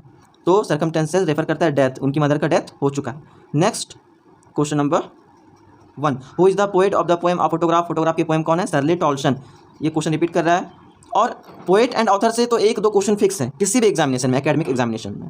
हु वर बेटी एंड डॉली, बेटी एंड डॉली कौन है? तो हम लोग जानते हैं कि जो बेटी एंड डॉली भी गई थी हॉलीडे को स्पेंड करने के लिए, एंजॉय करने के लिए, तो वो कज़न है किनकी? पोएट की माँ की, तो cousin of poets mother, option number 2 is correct. Next question number 3, what has not changed, तो क्या नहीं बदला है इतनी सालों में? तो देखिए जो नेचुरल रिसोर्सेज होते हैं, नेचुरल थिंग होते हैं, जैसे सन हो गया, मून हो गया, फॉरेस्ट हो गए और सीज होते हैं, वो चेंजलेस होते हैं, उनमें चेंजिंग नहीं दिखाई देता है। बट हम ह्यूमन बींग्स में चेंजिंग बहुत जल्दी दिखाई देता है, और हम लोग क्या हैं, शॉर्ट पीरियड ऑफ टाइम के लिए हैं, हम लोग मॉर्टल हैं, बट नेचुरल थिंग्स इमॉर्टल है। ठीक है, वो लॉन्ग टाइम के लिए होता है। सो द सी, यहाँ पे एक्सप्लेन किया गया सी, और सली टॉसन की मदर बीच पे ही सी के किनारे ही अपने हॉलीडे को एंजॉय करने के लिए गई थी। और उसमें उनका एज कितना था? 12 ईयर्स ओल्ड। उनके साथ कौन कौन गए थे? उनके दो cousin Betty and Dolly. Next, where was the photograph taken, photograph कहाँ लिया गया था? ऑन अ बीच, बीच पे, और बीच कहते हैं समुद्र का किनारा। Next, why did the grand mother not accompany the author to his school in the city. ये जो क्वेश्चन है ये मिक्सअप किया गया यहाँ पे, ठीक है। सिटी में ग्रैंड मदर स्कूल छोड़ने के लिए नहीं जाती थी, किनको? खुशवंत सिंह को। तो रीज़न ये है कि खुशवंत सिंह सिटी में मोटर बस से जाते थे, ठीक है। तो option number 2 is correct. Next, यहाँ पे टाइपिंग में थोड़ा सा एरर है। The cardboard shows the picture, because यहाँ पे एक स्टोरी का क्वेश्चन मिक्स कर दिया गया है। The cardboard shows the picture of, cardboard किसका पिक्चर दिखाता है? तो narrator's mother and her 2 cousins, narrator's mother and her 2 cousin, जो नरेटर की माँ है सली टॉसन की माँ है और उनके 2 कज़न है। Next chapter question number 7, the uncle was, uncle जो क्या थे? हाँ, तो uncle standing with a camera, वही तो कैमरा लिए थे और शूट कर रहे थे पिक्चर, किनकी? सली टॉसन की मदर की एंड उनके 2 कज़न की। The big girl, next question, she has been dead, वो अब डेड हो चुकी हैं, उनका मृत्यु हो चुका है। तो पोएम में मेंशन है nearly as many years she lived. देखिए फोटोग्राफ में जितना ईयर्स का दिखाया गया ना उनकी माँ का एज कितना दिखाया गया फोटोग्राफ में? 12 ईयर्स ओल्ड की थी उस समय, और इतने ही साल उनकी मदर का डेथ हुआ है, ठीक है। तो 12 ईयर्स हो चुके हैं लगभग, ठीक। तो ऑप्शन नंबर जो है यहाँ पे हमारा करेक्ट 2 होगा। Next, the word both in the poem are photograph stands for, both, यहाँ पे बोथ किन्हें एक्सप्लेन किया गया है, किन्हें रेफर करता है? यहाँ पे नरेटर एंड मदर, देखिए दोनों दुख हैं। नरेटर की जो मदर है सली टॉसन की मदर, वो अपने फोटोग्राफ को एक बार देखती हैं और वो देखते हैं कि उनका बचपन कहाँ चला गया, वो मस्ती भरे दिन कहाँ चले गए। और आज जब सली टॉसन देखती हैं अपनी मदर की फोटोग्राफ को तो वो सोचती हैं कि उनकी मदर अभी अलाइव नहीं है, वो इस दुनिया में नहीं है, ठीक है। तो दोनों क्या हैं? एक तरीके से यहाँ पे बहुत इन्हीं दोनों को बताया गया, ये दोनों याद कर रहे हैं, ठीक है। पोएट की मदर अपने बचपन को याद करती है 20-30 ईयर्स लेटर, ठीक है, और नरेटर अपनी मदर को याद करती है बिकॉज उनकी मदर अभी अलाइव नहीं है। Next question number 11, in the poem a photograph what was her past, उनका पास्ट क्या था? तो द सी हॉलीडे जो उन्होंने एंजॉय किया था, उनकी मदर ने एंजॉय किया था, वो उनका पास्ट था, क्योंकि बचपन एक बार बीतने के बाद दोबारा नहीं आता है। What type of loss did mother feel, किस तरह का लॉस को फील करती है? तो फील है the loss of her childhood, कि बचपन को खोने का, ठीक है। Next question number 13, what was the word cardboard denote in the poem, cardboard इस पोएम में क्या डिनोट करता है? तो एक फोटोग्राफ डिनोट करता है, ठीक है। अब परमानेंट, देखिए कार्डबोर्ड का मतलब पहले लकड़ी का बना हुआ है फ्रेम और उस पर फोटो चिपकाया हुआ है, दैट्स मीन ये लॉन्ग टाइम तक चलेगा, परमानेंट है एक तरीके से, ठीक है। इसलिए ऑप्शन नंबर 2 करेक्ट है। Next question number 14, what does the camera capture, यहाँ कैमरा क्या कैप्चर करता है? तो beautifully dressed and smiling faces, और ये फेस किनके हैं? सली टॉसन की मदर की हैं और उनके 2 कज़न बेटी एंड डॉली की है। Next question number 15, whose feet are called terribly transient, देखिए टेरिबली ट्रांसाइंड का मतलब होता है टेम्पोररी होना। जब हम लोग सी के किनारे बीच पे चलते हैं तो हमारे जो फुटप्रिंट होते हैं वो वहाँ पे लग जाते हैं, ठीक है, पैर का निशान, और फिर एक वेव आता है और उन्हें ये सब इरेज कर देता है, ठीक है, मिटा देता है वेव आता है। तो किनके फीट ट्रांसाइंट हैं? इसका मतलब क्या हुआ? इसका मतलब है कि जो पोएट के मदर के फीट हैं वो ट्रांसाइंट हैं। देखिए इस पोएम का जो एक्सप्लेनेशन है वो आप यूट्यूब चैनल पे जा करके अच्छे से देख सकते हैं, यहाँ पे कंप्लीट एक्सप्लेनेशन उस तरीके से नहीं किया जा सकता है, ठीक है। Next question number 16, why did the poet trying to forget memories of her mothers, अपनी माँ को भूलने की कोशिश क्यों करती है? बिकॉज उनकी मदर इस दुनिया में अभी अलाइव नहीं है, she is no more alive. Question number 17, the uncle's camera capture her mother smiling and sweet face with her 2 cousins, उनके साथ क्या थी? 2 कजन्स थी, नाम क्या कज़न का? बेटी and Dolly. Next question number 18, poets mother and her cousins were standing, कहाँ खड़े हुए थे? तो एट द बीच, किनारा, समुद्र का किनारा मतलब बीच, ठीक है। Next poem number 2, the laburnum top, और इनके जो पोएट हैं टेड ह्यूज हैं। तो चलिए क्वेश्चन पे आते हैं। Question number 1, the laburnum tree top is, laburnum tree top क्या है? तो अभी बिल्कुल क्या है? शांत है, क्वाइट, यहाँ पे नहीं, ऑप्शन नंबर 3 गलत है। 2, शांत का मतलब होता है quite, QUIT, quite, silent and still. इस वर्मा प्रेस में बहुत सारे आंसर गलत है, आप इसके आंसर पे मत जाओ, ठीक है। Next, what time of the day is described, यहाँ पे आफ्टरनून का टाइम डिस्क्राइब किया गया है। Next question number 3, how does September sunlight appear, September sunlight कैसा अपीयर हो रहा है? तो हम लोग जानते हैं आफ्टरनून का जो सनलाइट होता है वो कैसा होता है? बिल्कुल हमारे सर के ऊपर होता है, वो येलो दिखाई देता है। और पोएम में एक्सप्लेन किया गया है कि सनलाइट जो है वो येलो दिख रहा है, जो लीव्स हैं लेबरनम ट्री के वो भी येलो हो रहे हैं, और जो गोल्डफिंच है बर्ड उसके भी विंग्स क्या है, कलर क्या है? येलो है, ठीक है। तो येलो कॉम्बिनेशन है, जिससे यहाँ पे गोल्डफिंच अपना घोंसला बनाती है ताकि उसके एनिमीज़ उन्हें आसानी से ना देख सकें, ठीक है। तो ये reason. Next the tree trembles and thrills it denotes. देखिए जब गोल्डफिंच आती हैं और उनके बच्चे जब अपने घोंसले में होते हैं, वो उड़ नहीं सकते हैं, ठीक है, तो उन बच्चों में एक जान सा आ जाता है और चॉपिंग करने लगते हैं, चहचहाने लगते हैं। तो ये क्या डिनोट करता है? और उस चहचहाने से पूरे पेड़ में मानो एक कंपन सा हो जाता है, एक इंजन स्टार्ट हो जाता है। तो ये क्या डिनोट्स करता है? तो ये हैप्पीनेस एंड एक्साइटमेंट डिनोट करता है। So option number 2 is correct. Next question number, it is the engine of her family. यहाँ पे इंजन कौन है? तो यहाँ पे इंजन कौन है? The goldfinch. तो यहाँ पे पोएटिक डिवाइस यूज़ किया गया। कौन सा पोएटिक डिवाइस होगा? तो विदाउट यूजिंग लाइक और एज हमने कंपेयर कर दिया है किससे? इंजन से। और इंजन को किससे कंपेयर कर दिया? गोल्डफिंच से। बिकॉज गोल्डफिंच मदर जब आती है तभी उनके बच्चे एक चॉपिंग करने लगते हैं, चहचहाने लगते हैं, ऐसा लगता है मानो कि वो इंजन स्टार्ट हो चुका है उस पेड़ का। तो यहाँ पे मेटाफर होगा, ठीक है। Next, sea stokes it full means stokes full. देखिए जिस तरह से गाड़ी को चलाने के लिए हमें पेट्रोल की जरूरत होती है, ठीक उसी प्रकार यहाँ पे जो गाड़ी है, यहाँ पे जो इंजन है, उन्हें फुल करने के लिए वो किन्हें फुल कर रही है? एक द सेंस आप समझिए, जो गोल्डफिंच मदर है वो अपने बच्चों को फीड कर रही है, खाना खिला रही है, ठीक है। तो यहाँ पे होगा गोल्डफिंच फीड्स हर यंग वंस। अपने छोटे बच्चों को खाना खिला रही है और उन्हें सेटिस्फाइड कर रही है। दैट्स मीन्स वो टंकी स्टॉक्स को फुल कर रही है। समझ में आया? चलिए next, who is the poet of the poem the laburnum top. Laburnum top के पोएट कौन है? तो पोएट है Ted Hughes. Next question number 2, which month of the year has been mentioned in the poem laburnum top. तो जो month mention है वो September है। Next question number 3, which season has been mentioned in the poem the laburnum top. तो जो season है वो ottoman season है, क्योंकि कुछ पत्ते क्या हो रहे हैं? झड़ रहे हैं, येलो हो रहे हैं, और सारे सीड्स जो हैं बीज वो झड़ चुके हैं। Next question number 4, the movement of the goldfinch compare to. जिस तरह से गोल्डफिंच आती है एक पेड़ पे के टहनी पे बैठती है और अचानक से यहाँ पे इनसाइड जो अंदर है वो इंटर करती है, ठीक है। उसी प्रकार यहाँ पे एक लिजार्ड से छिपकली होता है, वो अचानक से कीट को देखता है, इस पर अचानक से हमला कर देता है। समझ में आया? तो इसे एक लिजार्ड से कंपेयर किया गया। Option number 2 is correct. Next, after the bird flies away the laburnum tree becomes. जब गोल्डफिंच मदर उड़ जाती है, फ्लाइज अवे हो जाती है, तो क्या हो जाता है? तो फिर से बच्चे चहचहाना बंद कर देते हैं और चॉपिंग करना बंद कर देते हैं। इसका मतलब साइलेंट हो जाता है, important silent. Option number 3 is correct. Next question number 6, laburnum means, laburnum क्या है? एक ट्री है, शॉर्ट ट्री है, ठीक है। तो यहाँ पे जो है hanging branches and yellow flowers, main ये है येलो फ्लावर्स। समझ में आया? सो option number 1 is correct, yellow, जैसा कि मैंने एक्सप्लेन किया। Next, the gold Finch is a, gold Finch क्या है? ये भी क्या है? येलो फीदर्स है, इसका भी कलर कैसा है? येलो। तो स्मॉल सिंगिंग बर्ड है, ऑप्शन नंबर 1। यहाँ पे येलो से आप कम्बिनेशन कर सकते हैं इन सारी चीज़ों को। Next question number 8, what is the bird movement compare to. Bird का मूवमेंट कैसे किया गया है? कंपेयर किससे किया गया? तो लिजार्ड से किया गया है, ठीक है। नेक्स्ट क्वेश्चन नंबर 9, लिजार्ड में छिपकली। Baird face in the poem the laburnum top means, जो फेस है वो क्या है? बेयर्ड फेस मतलब देखिए एक फेस पे जो गोल्डफिंच है उसके फेस पे मास्क है। मास्क मीन्स फुल बॉडी क्या है? फुल बॉडी का कलर है येलो, और उनके कुछ चेहरे पे, उसके कुछ चेहरे पे स्पॉट है, काले काले रंग के धब्बे हैं एक तरीके से, ठीक है। तो face having stripes on it. Option number 2 is correct. Next question number 10, who is the poet of the poem the laburnum top. Laburnum top के पोएट कौन है? तो कौन है? Ted Hughes. So option number 1 is correct. Next question number 11, how does the poet seem to feel at the emptiness once the goldfinch flies away. जब goldfinch आती है, उनकी मदर आती है, उन्हें फीड करती है अपने बच्चों को, और फिर से वो उड़ जाती है, तो वहाँ पे एक शांति, चुप्पी छा जाता है।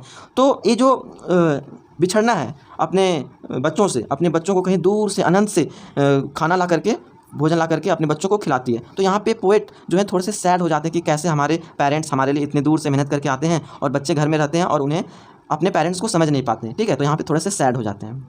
Next question number 12, what makes the earth pure and beautiful. Earth को क्या प्योर एंड ब्यूटीफुल बनाता है?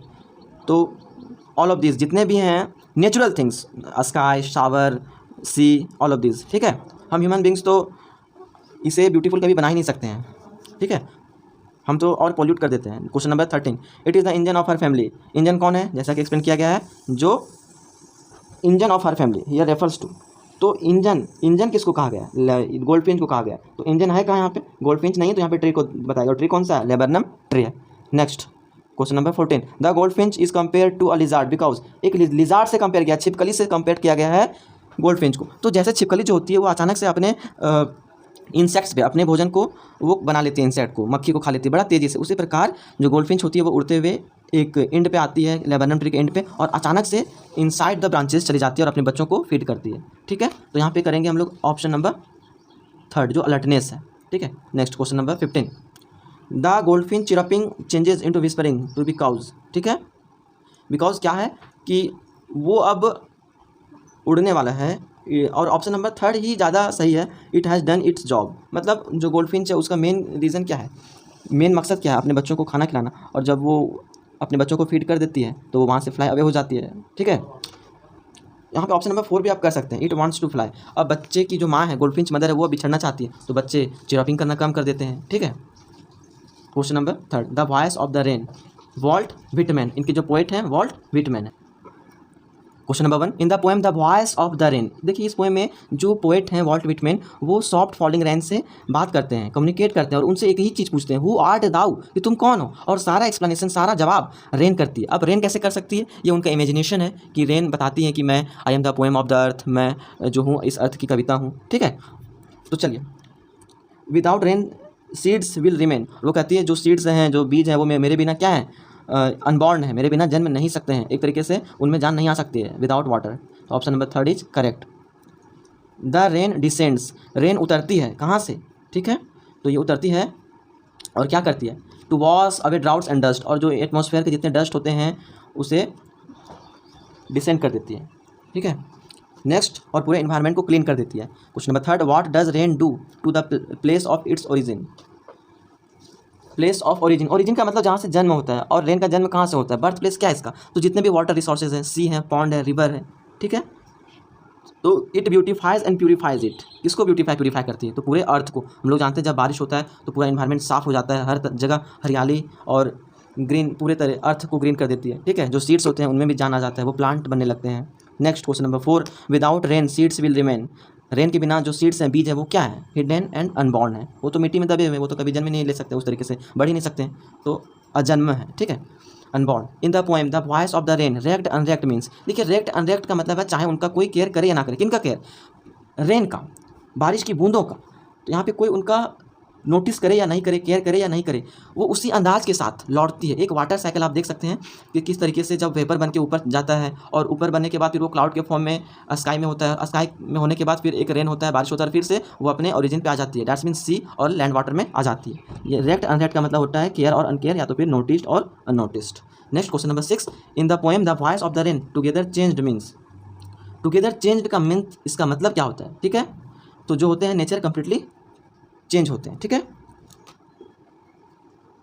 Next question number 7, where does the rain rise from, rain कहाँ से उठता है, ठीक है, तो बताया गया है from the bottomless sea and the land, तो यहाँ पे लैंड नहीं है ऑप्शन में, ऑप्शन नंबर 1 मैच कर रहा है, तो ऑप्शन नंबर 1 को ही आप लॉक कीजिए। देखिए क्वेश्चन पूछने का तरीका अलग अलग हो सकता है, बट हमें ऑप्शन के अकॉर्डिंग राइट ऑप्शन चूज़ करने होंगे। अगर 2 ऑप्शन सही और तीसरा ऑप्शन में बोथ ए एंड बी है तो आपका ऑप्शन नंबर 1 और 2 दोनों गलत हो जाएगा, आपको ऑप्शन नंबर 3 चूज़ करने होंगे, बिकॉज बोथ इज करेक्ट, ठीक है। तो इस तरीके से आपको ध्यान देना पड़ेगा। Next question number 8, which process enables rain to take his its birth, which process, तो प्रोसेस क्या है, इवेपोरेशन, इवेपोरेशन का मतलब वेपर बन के ऊपर उठना, फिर क्लाउड के फॉर्म में हो जाना, और क्लाउड के फॉर्म में होने के बाद क्या करना, फाइनली फिर से बारिश करना, और यही सिलसिला चलता रहता है।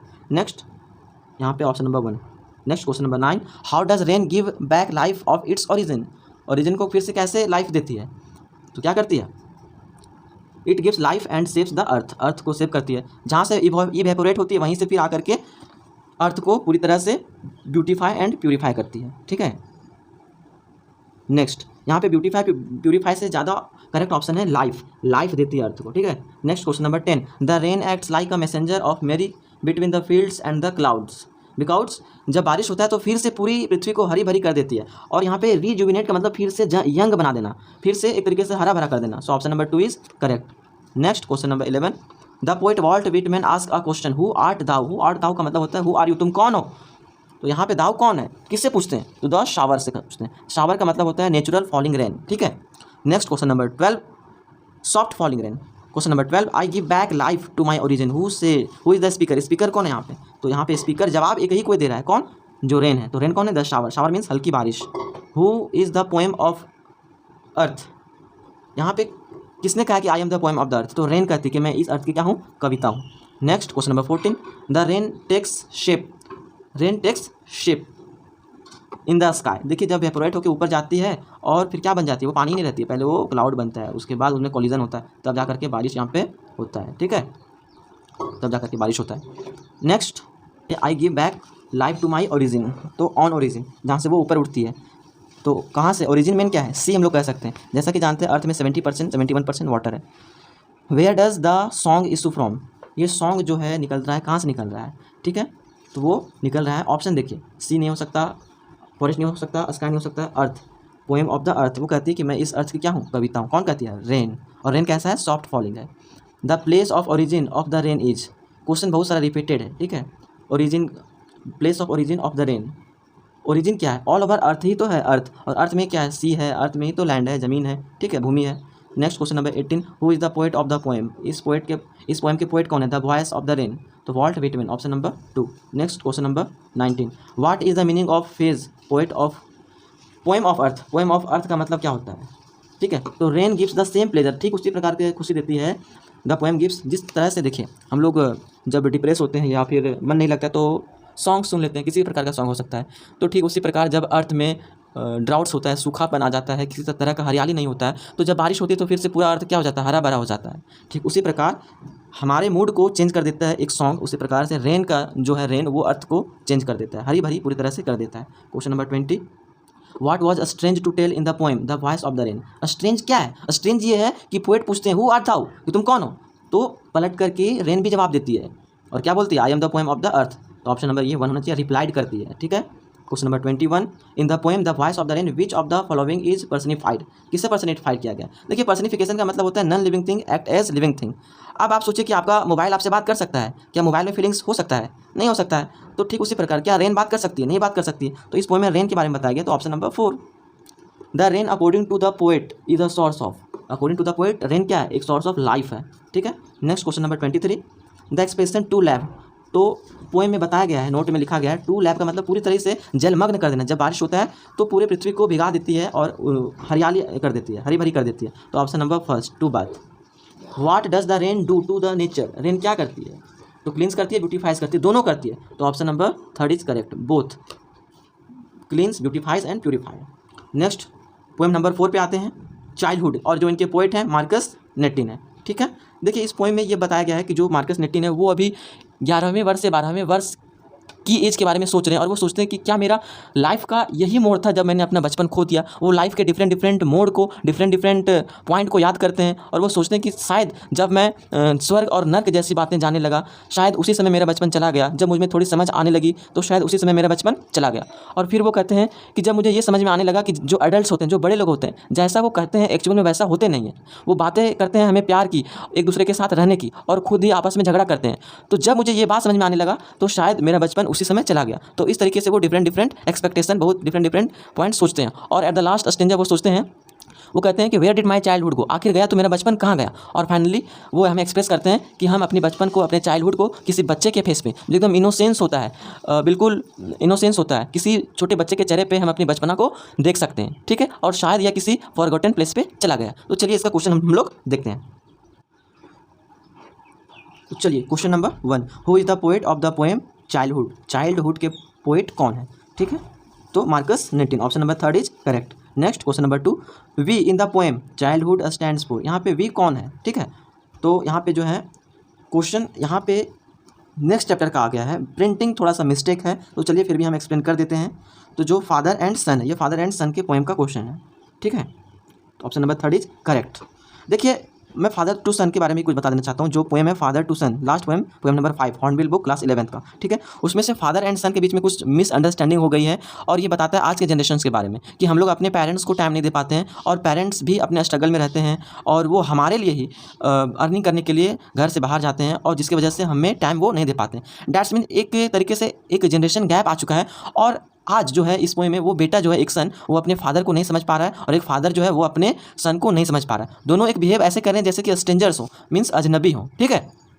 और फादर फाइनली चाहते हैं कि मेरा बेटा लौट जाए, रिटर्न हो जाए, मैं सब कुछ भूल जाऊंगा, मैं उसे क्षमा कर दूंगा। एंड फाइनली बोथ, दोनों के दोनों चाहते हैं टू राइज देयर हैंड, वो दोनों चाहते हैं कि हाथ बढ़े, एक दूसरे का हाथ बढ़े, और ये जो स्ट्रेंजनेस है, ये जो एक दूसरे से बिल्कुल अजनबी जैसे बिहेव करें, वो फिर से उनमें दोस्ती हो जाए, ठीक है।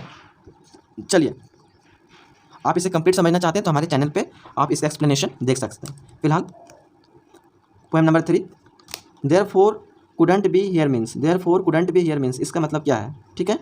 दे कुड नॉट कंटिन्यू, ठीक है, दे कुड नॉट कंटिन्यू, वो दोनों कंटिन्यू मीन्स लगातार एक साथ नहीं रह सकते, father and son. In the poem childhood the poet wants to know, क्या जानना चाहते हैं पोएट, ठीक है। तो वो जानना चाहते हैं कि उनका बचपन कब चला गया, the day he lost his childhood, देखिए हम लोग को भी नहीं पता चलता कि एक्चुअल में हम स्कूल में पढ़ने वाले क्लास 1 2 3 4 5 इस तरीके से पढ़ते पढ़ते हम लोग 11th तक आ गए और हमारा बचपन कब चला गया। ठीक है, हमें आज भी बिलीव नहीं होता, हमें लगता है कि आज भी हम बचपन में हैं या तो फिर बचपन में ही रहना चाहते हैं। ठीक है, तो शायद हमें बिलीव नहीं हो पा रहा है कि हमने अपना बचपन खो दिया है। तो ठीक इसी प्रकार पोइट जो है मार्कस नेटिन, उन्हें भी ये बिलीव नहीं हो पा रहा है। सो वो थोड़ा सा आप कह सकते हैं सरप्राइज्ड हैं कि उनका बचपन कब चला गया और वो ज़िंदगी के अलग अलग मोड़ को याद कर रहे हैं। तो चलिए हम लोग देखते हैं क्वेश्चन के थ्रू और एक्सप्लेन करेंगे। Question number 5, what is hidden in an infants face. एक इन्फेंट का मतलब होता है शिशु, छोटा सा बच्चे के फेस में क्या छिपा हुआ है, तो वो छुपा हुआ है लॉस्ट चाइल्डहुड। छुपा क्या है? लॉस्ट चाइल्डहुड, खोया हुआ बचपन। Next question number 6, how does the poet seem to feel on the loss of his childhood. ठीक है, तो देखिए यहाँ पे सरप्राइज, वो पोएट सरप्राइज्ड हैं, तो ऑप्शन जो है वो आपके एग्जाम में या तो सरप्राइज रहेगा या फिर रिग्रेटफुल रहेगा, लेकिन ज़्यादा मुझे लगता है सरप्राइज्ड। ठीक है, रिग्रेटफुल का मतलब पछताना, कि वो पछता रहे हैं कि वो बेकार के ही बड़े हो गए, नहीं, वो सरप्राइज हो रहे हैं कि उन्होंने अपना बचपन कब खो दिया और वो सोच रहे हैं कि शायद मैंने ज़िंदगी के इस मोड़ में खो दिया, इस मोड़ में खो दिया या फिर इस मोड़ में खो दिया। समझ में आया? Chapter number 7, the poet is about adulthood. The poet is, poet क्या है? अडल्टहुड के बारे में क्या सोचते हैं?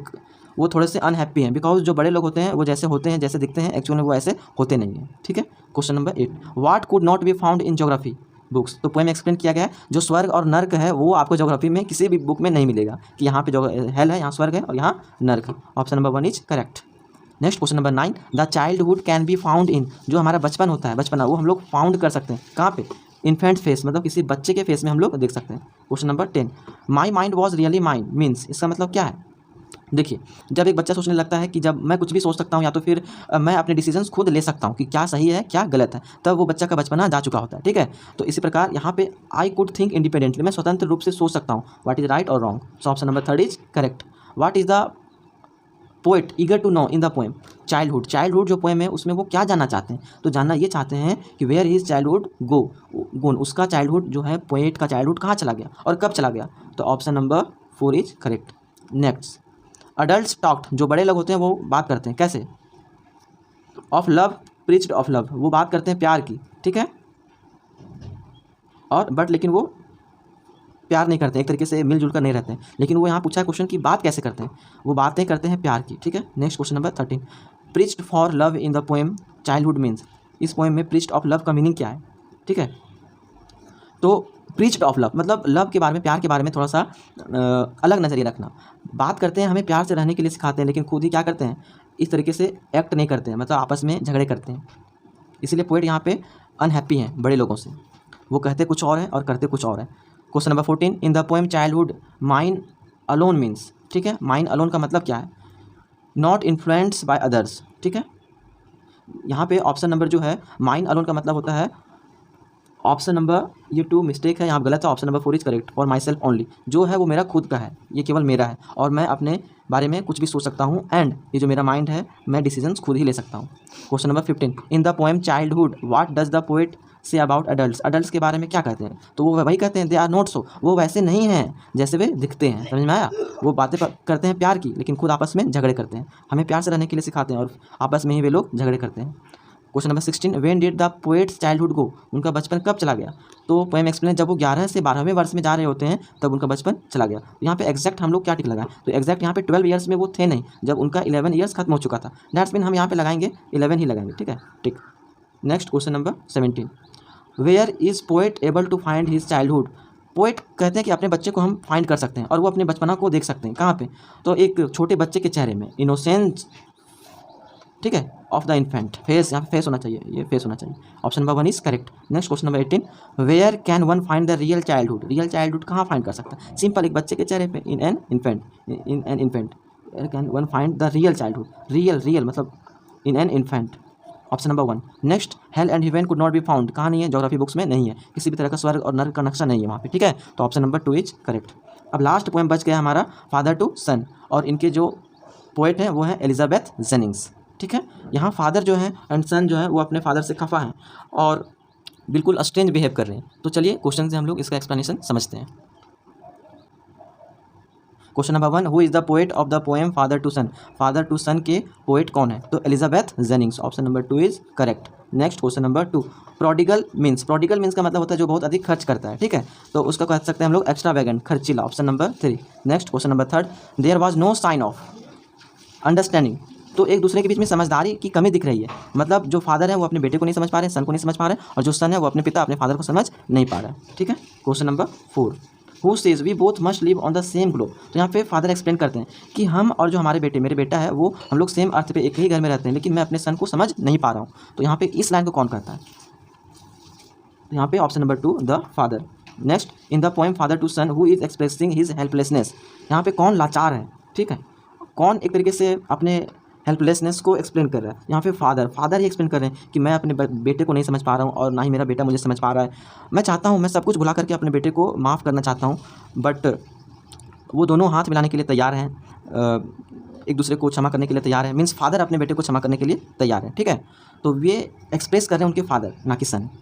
Question number 6, why is the father unable to understand his son. अपने सन को समझ नहीं पा रहे हैं फादर, तो क्या लगता है? तो एक जनरेशन गैप आ गया है जो कि पोएम में एक्सप्लेन किया गया है। Next question number 7, why is the father unhappy with his son. जो फादर है वो अपने सन से नाखुश क्यों है? तो नाखुश होने का ये है कि दोनों का जो सोच है, देखिए एक फादर का सोच है वो 30 साल 20 साल 25 साल पहले का सोच है, और एक सन का जो सोच है वो मॉडर्न थिंकिंग है। तो दोनों का जो थिंकिंग होता है वो टोटली डिफरेंट होता है, ठीक है। तो यहाँ पे option number 1 is correct. Next question number 8, silence around then. देखिए जब फादर एंड सन बात नहीं करते हैं, तो उनके बीच में एक चुप्पी सी छा जाती है, वहाँ का माहौल पूरा तरह से क्या है, शांत है। क्यों? Because they are not speaking terms, ठीक है, वो लोग बात नहीं करते, मेनली यही है। ऑप्शन नंबर 1 और 2 भी हो सकता है, लेकिन जो है मेन साइलेंस होने का सेंस यही है, वे लोग बात ही नहीं करते हैं। जो स्ट्रेंजर्स होते हैं वो लोग भी तो कभी कभी एक दूसरे के बारे में पूछ लेते हैं, कहाँ से हैं आप, या तो अलग अलग तरीके का क्वेश्चन, लेकिन यहाँ पे फादर एंड सन के बीच में बात ही नहीं हो रहा है, और जब बात ही नहीं होगा तो वहाँ पे एक साइलेंस छा जाएगा। Question number 9, the father and the son must extend their hands. जो फादर है एंड सन है, दोनों को हाथ, एक दूसरे को हाथ मतलब बढ़ाना चाहिए, ठीक है, क्या करने के लिए? मिलने के लिए और अपने एक दूसरे को समझने के लिए। तो यहाँ पे टू फॉरगिव ईच अदर, ठीक है, फॉरगिव मतलब क्षमा करना, एक दूसरे को माफ़ करने के लिए। Option number 2 is correct. Next question number 10, we speak like strangers mean. वो दोनों फादर एंड सन है जो एक दूसरे से बन नहीं रहा है, वो दोनों एक अजनबी जैसा बात करते हैं, ठीक है। तो दोनों में क्या है? नॉट कंप्लीट अंडरस्टैंडिंग नहीं है, क्रिएट नहीं हो पा रहा है। फादर अपने सन को नहीं समझ पा रहे हैं और सन अपने फादर को नहीं समझ पा रहा है, ठीक है। Next question number 11, what kind of life the poet wants his son to live. किस तरह का जिंदगी को चाहते हैं फादर, ठीक है। तो पीसफुल लाइफ चाहते हैं, पोएम एक्सप्लेन किया गया, पीसफुल, पूरी शांति भरी जिंदगी चाहते हैं। नेक्स्ट क्वेश्चन नंबर 12 और ये लास्ट क्वेश्चन है आज हमने क्लास 11 का। पहले देख लेते हैं question. In the poem the father to son the father is ready to. क्या करने के लिए फादर तैयार है? तो फॉरगिव। फादर कभी भी अपने बच्चों को दुखी नहीं देख सकते हैं, या पेरेंट्स अपने बच्चों को दुखी नहीं देख सकते हैं, वो अपने बच्चे को माफ़ करने के लिए तैयार हैं, ठीक है। So option number 2 is correct. So it was the complete explanation of hornbill class 11th। आशा करते हैं कि आपको ये सारा ऑप्शन समझ में आया होगा। आपको किसी भी तरह का कोई क्वेश्चन में अगर डाउट होता है या फिर प्रॉब्लम होता है तो आप कमेंट कर सकते हैं, और डाउट ना भी हो तो भी आप कमेंट कर सकते हैं। एंड वीडियोस को ज़्यादा से ज़्यादा लाइक करें, शेयर करें, एंड जो नीडी स्टूडेंट्स हैं जिन्हें ज़रूरत है उन तक ज़रूर शेयर करें। तब तक के लिए बाय बाय, टेक केयर, जय हिंद।